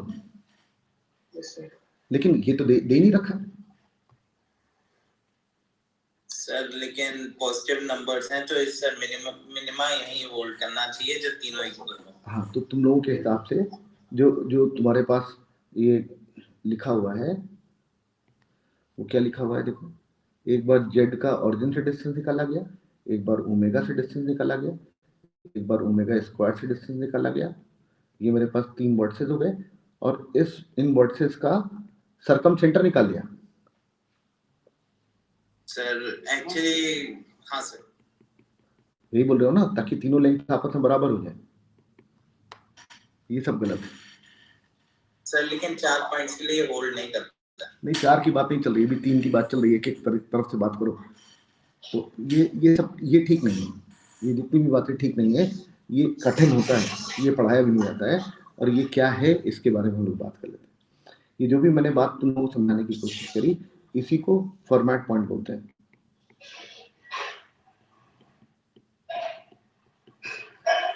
ये सब फॉर्मेट ने कलाकारी करी हुई है, और क्या करी हुई है देखो, 3 पॉइंट से मुझे, सर आपने पहले भी करवाया हाँ वही मैंने ये कराया है, लेकिन ये इंपॉर्टेंट होता है, ध्यान रखना, ये एग्जाम में सवाल आ जाएगा।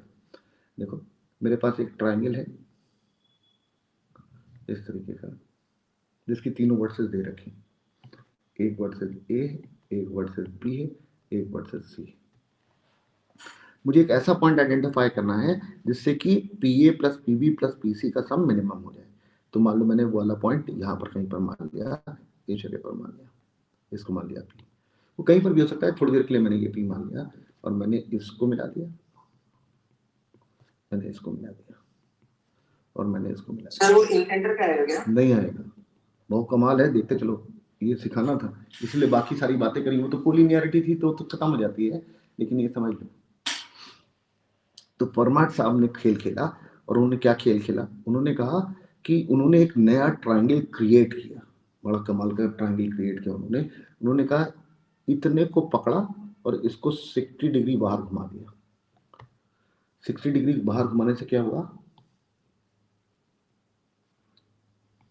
ये एक बाहर की तरफ ट्रायंगल आता दिख रहा होगा तुम लोगों को, इसका नाम उन्होंने पी डैश रख लिया।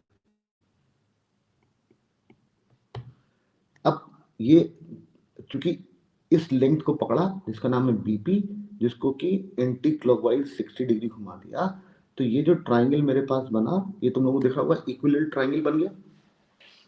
अरे क्या बना कि नहीं बना? यस ठीक है ना, 60 डिग्री घुमाया, और ये बीपी लेंथ और बीपी डैश लेंथ आपस में बराबर है।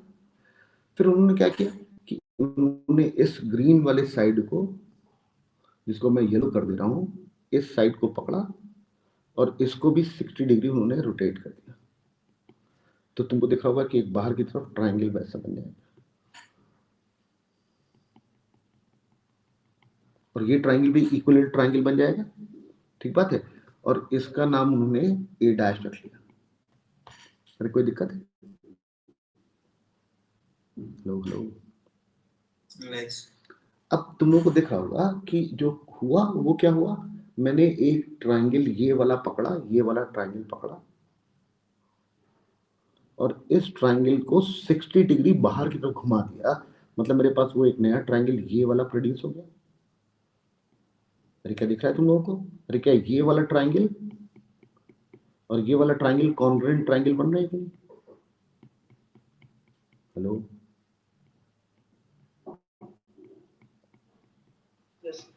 ये जो ट्रायंगल मैंने बाहर घुमा के निकाला, ये और जो अंदर वाला ट्रायंगल है, दोनों ट्रायंगल कॉन्ग्रुएंट होने वाले हैं, इसमें किसी को कोई डाउट नहीं होना चाहिए। मेरे पास ये जो बीपी लेंथ है यहां से यहां तक, ये जो बीपी डैश लेंथ है वो आपस में बराबर है। मेरे पास ये वाली जो ए बी लेंथ है वो ए डैश बी के बराबर है, और मेरे पास जो एपी लेंथ है वो मेरे पास ए डैश पी डैश के बराबर है। अरे क्या मेरी बात दिख रही है? क्योंकि दोनों ट्रायंगल कॉन्ग्रुएंट है। क्या यहां तक बात दिखी कि नहीं दिखी? हेलो, यस अब ऐसा सब करने से हुआ क्या, ये सब क्या कर रहे हैं हम लोग, देखो क्या कमाल की चीज कर रहे हैं। इतने पूरे खेल में तुम लोगों को ये बात नोटिस हो गई कि मेरे पास अगर मैं इसको और इसको आपस में मिला दूं, तो ये पी डैश है, मुझे निकालना क्या था, मुझे P A plus P B plus P C को मिनिमाइज करना था, यही तो मिनिमम निकालना था। मैंने कहा देखो, जो पी बी है वो पी डैश बी के बराबर है। अरे हाँ कि ना? P B is same as P dash B, लिख लेते हैं। और मुझे क्या बात मालूम चल गई, मुझे ये बात मालूम चल गई कि ये जो, मैंने कुछ गड़बड़ लिखा है क्या? ठीक है। और ये जो ट्रायंगल मेरे पास बना है, ये वाला ट्रायंगल, ये ट्रायंगल इक्विलेटरल ट्रायंगल है, मतलब बीपी की जगह मैं पी पी डैश लिख दूं तब भी चलेगा? अरे हाँ कि ना? हेलो, यस यस मैंने इस पूरे टर्म की जगह पीपी डैश लिख दिया, तब भी तुम लोगों ने बुरा नहीं माना।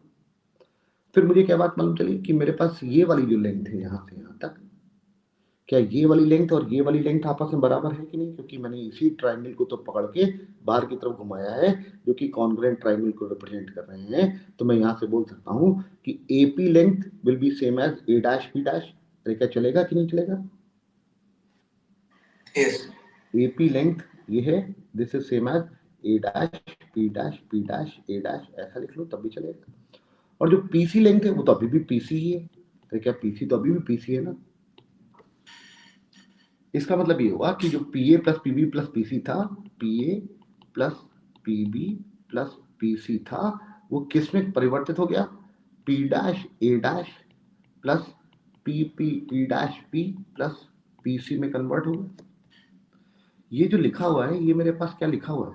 तो ध्यान से देखो इस फिगर में, तो this length plus this length plus this length, इनका सम मेरे पास मिनिमम करना है।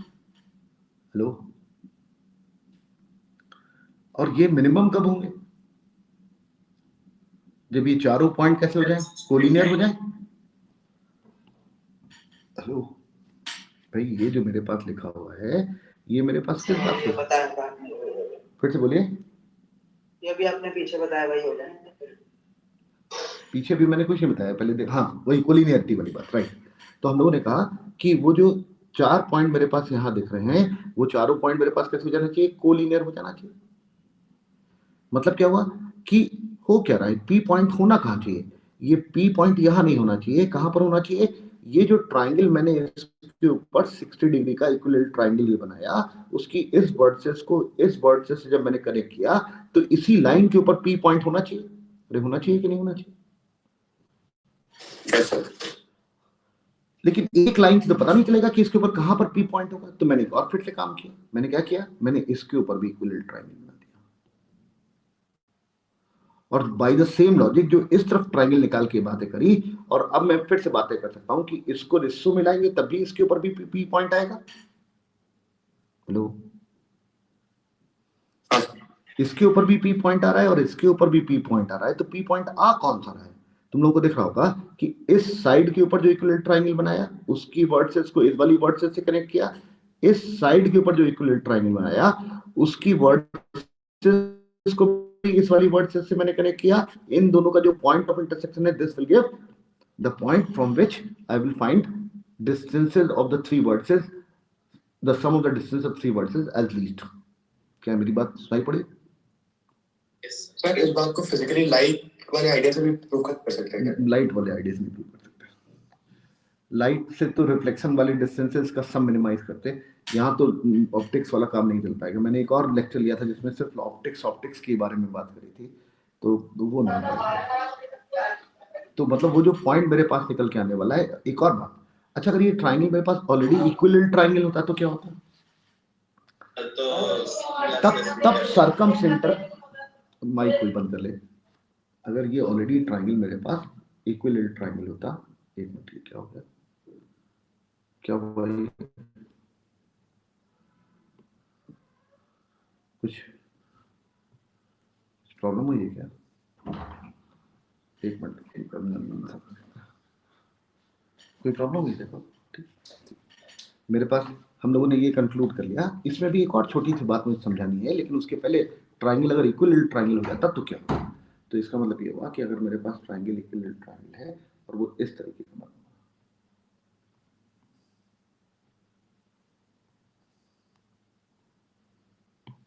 तो मैं इस साइड के ऊपर एक इक्विलेटरल ट्राइंगल बनाता, इस साइड के ऊपर एक इक्विलेटरल ट्राइंगल बनाता, और तुमको दिख रहा होगा ये मीडियन भी हो जाएगी, एल्टीट्यूड भी हो जाएगा, एंगल बाइसेक्टर भी हो जाएगा, वो भी हो जाएंगे, क्या बोलते हैं, मीडियंस भी हो जाएंगे। तो निश्चित बात है ये मेरे पास इन सेंटर बोलो, अगर इक्विलेटरल ट्राइंगल है तो चाहे इसको इन सेंटर बोलो, ऑर्थो सेंटर बोलो, सर्कम सेंटर बोलो, सेंट्रॉइड बोलो, सब एक ही है। तो इक्विलेटरल ट्राइंगल में मेरे पास जो सर्कम सेंटर है या फिर सेंट्रॉइड बोल दो, क्योंकि ट्राइंगल है इक्विलेटरल ट्राइंगल, तो ये सब सेम हो जाएंगे और वही पॉइंट ऐसा होगा जहां से PA plus PB plus PC का सम विल बी मिनिमम। ठीक है, लेकिन एक और प्रॉब्लम है, और वो प्रॉब्लम क्या है, तुम लोग को देखा होगा कि मेरे पास ये सारे अच्छा ये वाला एंगल बहुत इंपॉर्टेंट है। अगर ये वाला एंगल 120 डिग्री हो गया तो क्या होगा, एक और बात करते हैं। देखो, और मैं 120 पे ही क्यों इंटरेस्टेड हूँ वो भी देखो। मान लो मेरे पास ये सर 120 पे इंटरसेक्ट कर जाएगा P। मैंने कहा ये वाला है, हम लोगों ने 120 ले लिया। अच्छा, अगर 120 ले लिया तो हम लोग करेंगे क्या उसके बाद, हम लोग इस साइड को घुमाएंगे। कहाँ घुमाएंगे, 60 डिग्री घुमाएंगे। 60 डिग्री घुमाएंगे तो मेरे पास एक इक्विवेलेंट ट्रायंगल बाहर निकल के आएगा। और तुम लोगों को तुरंत दिख रहा होगा कि ये जो मेरे पास लाइन होगी ये यही लाइन आ जाएगी, तभी तो ये मेरे पास 60 हुआ, तभी तो ये पूरा स्ट्रेट एंगल हो गया। अरे क्या देख पा रहे हो, हेलो? और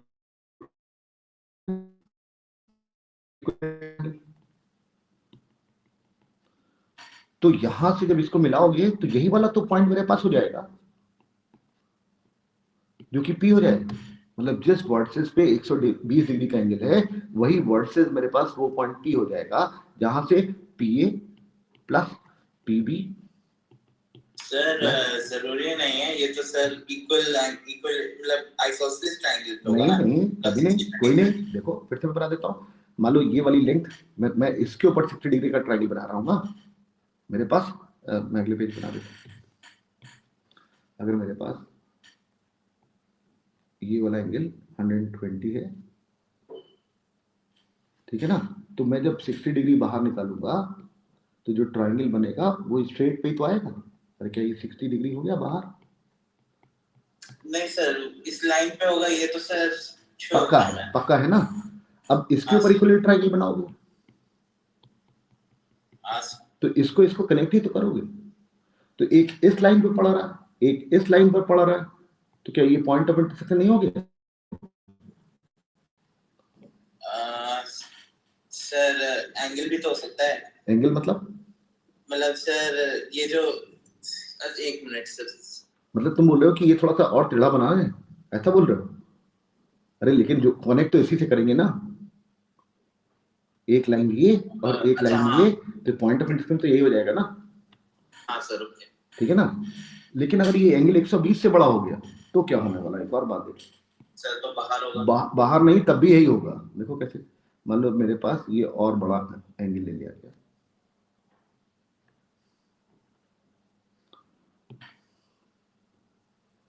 मान लो ये 150 डिग्री का एंगल मैंने ले लिया, तो क्या होगा जब मैं इसको घुमाऊंगा तो ये बाहर निकल जाए, तो ट्रायंगल ऐसा बन जाए। हेलो? यस और अगर ऐसा बन गया तो तुम लोगों को देखा होगा कि इससे इसको कनेक्ट करेंगे और फिर इसके ऊपर बनाएंगे, तो इससे इसको कनेक्ट करेंगे और इससे इसको कनेक्ट करेंगे,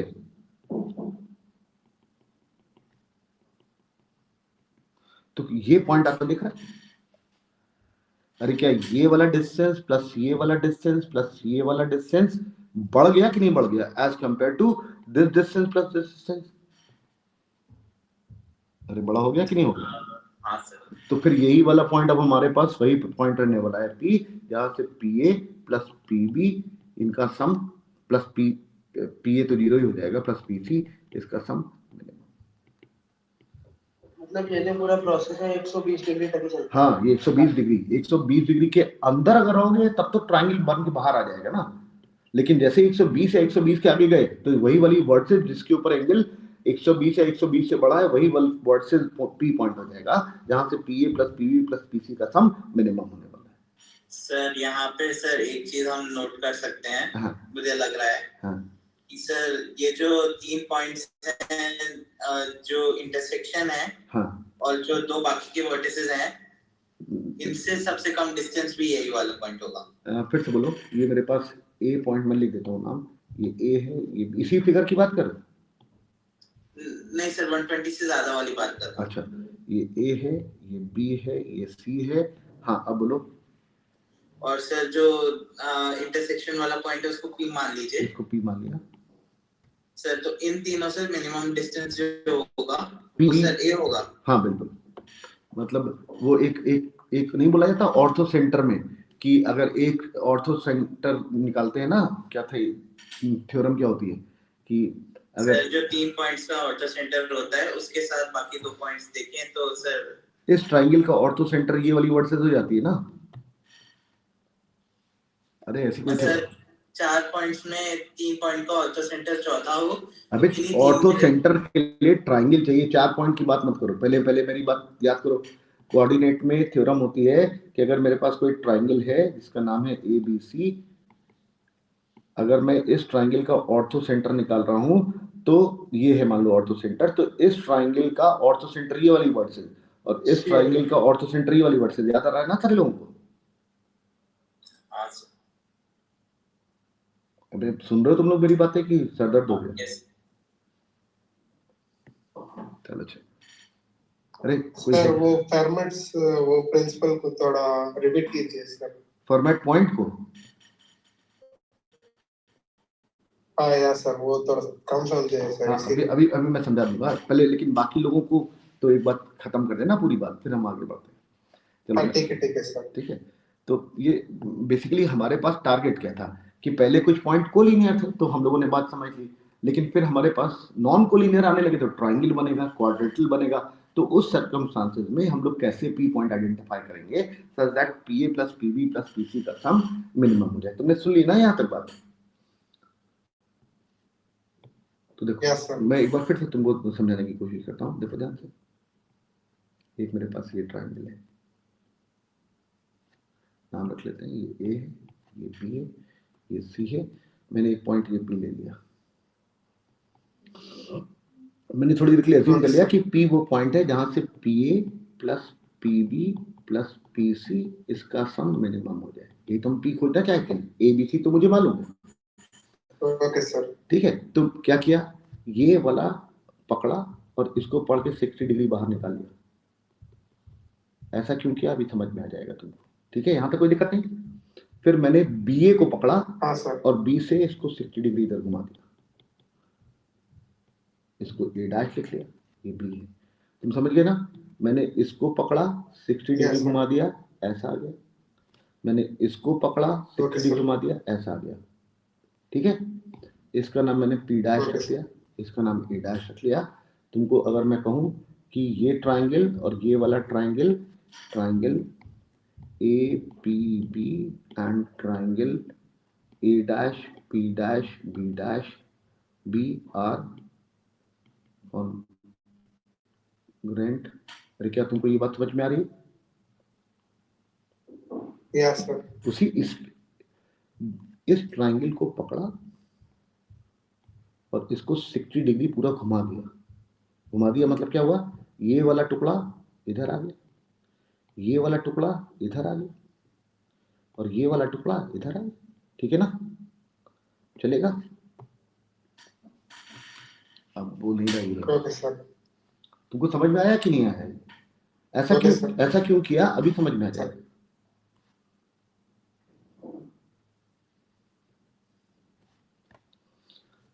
हम लोग चाहते क्या थे? हम लोग चाहते थे P A plus P B plus P C इसका सम मिनिमम करना चाहते थे, यही तो चाहते थे।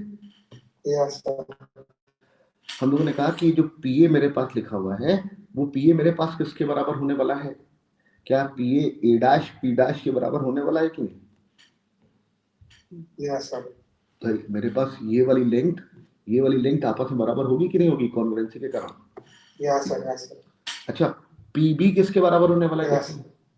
पी बी मेरे पास क्या है, ये पी बी है, ये इसके बराबर होगा क्योंकि घुमाया है, और ट्राइंगल इक्विवेलेंट ट्राइंगल है तो पी पी डैश के बराबर भी होगा। अरे होगा कि नहीं होगा? तो मैंने कहा कि this is same as P P dash, और पीसी को ऐसे लिखा रहेगा।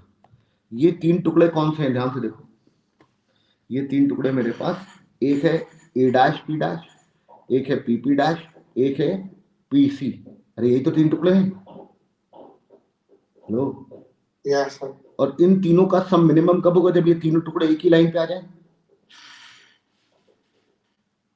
Hello, Yeah, sir.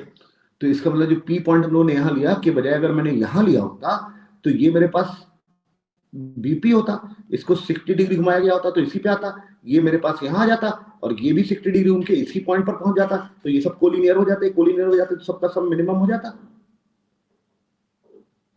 बोलो हाँ। Yeah, sir. तो खेल क्या चल रहा है? खेल ये चल रहा है हाँ, sir. कि मेरे पास पी पॉइंट कहां पर नजर आ रहा है? पी पॉइंट मुझे इस ट्राइंगल को जब मैंने 60 डिग्री बाहर की तरफ बनाया, ये 60 डिग्री बाहर की तरफ बनाया, तो ये जो नई वर्डसेस आई, इस वर्डसेस को सी वर्डसेस से जोड़ा तो इस लाइन के ऊपर ही तो पी पॉइंट आया। Hello, Yeah, sir. अगर ये मैं ए बी साइड के साथ कर सकता हूं तो मैं बी सी साइड के साथ भी कर सकता हूं कि यहां इक्विलेटरल ट्रायंगल बनाऊं और फिर इस तरफ यही सारा काम करूं, तो ये वाला पॉइंट मेरे पास इस लाइन पर आएगा कि नहीं आएगा? जैसे यहां से ए डैश आया था, यहां पर मेरे पास क्या जाएगा? सी डैश आ जाएगा, और ए से सी डैश को मिलाएंगे, यहां ए डैश से सी को मिलाया था, इसके ऊपर आया, अब इसके ऊपर आया, इन दोनों का जो मीटिंग पॉइंट होगा यही तो पी पॉइंट होगा। Yeah, sir. कठिन हो गया क्या ज्यादा? एक बार फिर से पढ़ लेना, ना आए तो फिर एक्स्ट्रा क्लास में बता दिया जाएगा, ठीक है? ठीक है सर। चलो, तो हम लोगों ने ये बात आइडेंटिफाई कर ली कि पी पॉइंट मेरे पास अगर कोई भी रेगुलर ट्रायंगल है, अगर इक्विलेट 120 डिग्री वाला एंगल होता तो मेरे पास ये वाली वर्सेस जहां पर 120 वाला एंगल है वही मेरे पास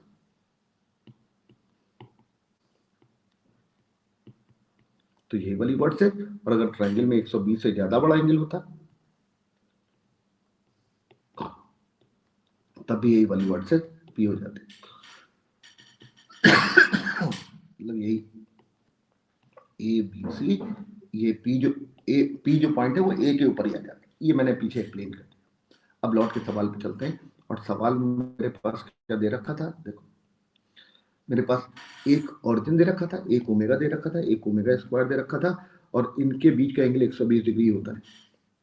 मतलब क्या हुआ कि पी पॉइंट कौन सा होना चाहिए? यही वाला हो जाना चाहिए। मतलब मेरे पास पी पॉइंट ऑरिजिन ही हो जाना चाहिए, तो ये 0 हो जाएगा। ये मॉड ऑफ ओमेगा 1, ये मॉड ऑफ ओमेगा स्क्वायर 1, ये भी 1, ये भी 1, इन दोनों का सम मेरे पास किस बराबर हो जाता? 2 के बराबर हो जाता। तो मैचिंग से जो आंसर आता वो क्या जाता? इसका आंसर, अरे क्या खत्म होता दिख रहा है? Yes sir. वो ओमेगा और ओमेगा स्क्वायर इसलिए ले लिए थे कि भाई वो मेरे पास एंगल 120 डिग्री हो जाएगा, तो मेरे लिए सीधा सीधा कैलकुलेशन हो जाएगा, कुछ कैलकुलेट ही नहीं करना पड़ेगा। लेकिन एक और बात मैं यहाँ पर कर सकता हूँ जो कि जिससे ये पूरी बात खत्म हो जाएगी, और वो क्या? अगर मेरे पास 4 पॉइंट होते तो क्या होता? मान लो मेरे पास 4 पॉइंट, मतलब कोई भी 4 पॉइंट होते, कोई जरूरी नहीं कि वो क्वाड्रेटली बनाए, कोई भी 4 पॉइंट होते, ये चारों पॉइंट गिवन है।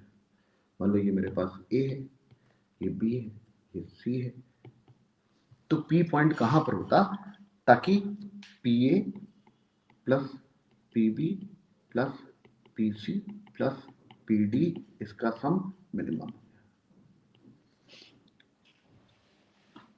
तो देखो कैसे करेंगे। मान लो मेरे पास ये पी पॉइंट है। अच्छा, अगर ये पी पॉइंट होता तो सारे लोगों को दिख रहा होगा कि मुझे करना क्या है, ये लेंथ प्लस ये लेंथ प्लस प्लस कौन सी लेंथ? ये लेंथ प्लस ये लेंथ, इन चारों का सम ही तो मिनिमम चाहिए। तो मैंने पहले पीए और पीसी के बारे में बात करी। अच्छा, पीए और पीसी का सम मिनिमम कब होगा? जब ये कोलिनियर हो जाए। हाँ कि ना भाई? पीए प्लस पीसी का सम मिनिमाइज करें हम लोग। हेलो, और भाई ये ट्रायंगल नहीं बनने देंगे, मतलब पी पॉइंट कहां पर हो जाना चाहिए? एसी पर हो जाना है। P must be on AC.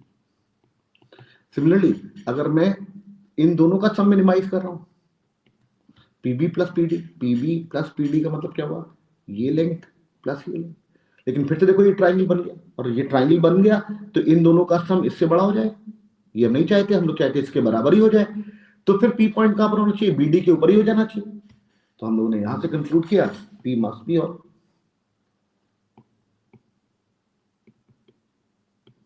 BD. अब पी मेरे पास कहां पर होने वाला है? बीडी पर भी होने वाला है और एसी पर भी होने वाला है, तो पी पॉइंट यही वाला।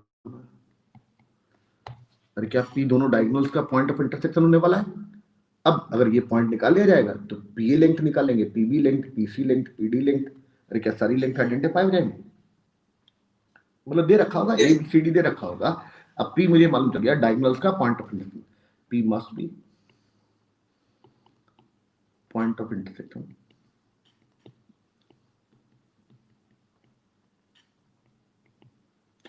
डायगोनल्स,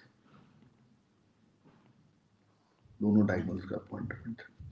तो 4 पॉइंट के बारे में, 3 पॉइंट के बारे में जो कि नॉन कोलिनियर थे, 2 पॉइंट के बारे में, 3 पॉइंट जो कि कोलिनियर थे, 4 पॉइंट। लेकिन 4 पॉइंट्स में से 2 सर अगर मतलब कॉन्वेक्स क्वाड्रिलैटरल बन रहा हो तो नहीं तब नहीं क्लोज इस तरीके की फिगर के पॉइंट ऑफ व्यू से नहीं सर, मतलब यहाँ तो सर समझ में आ गया मतलब काफी। अगर लेकिन सर बाहर हो तो फिर कैसे करें? मतलब खुल जाए फिगर ना।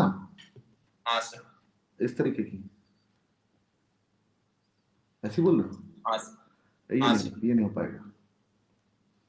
मतलब सर बस ये पता है कि ज्यादा कुछ कह भी नहीं सकते। हाँ, इसे एक्चुअली कुछ पता ही नहीं चलेगा इसके बारे में। फिर सारी चीजें हम लोग नहीं कैलकुलेट कर सकते, मतलब पेंटागन, हेक्सागन, ये सब नहीं कैलकुलेट कर सकते, नहीं करेंगे।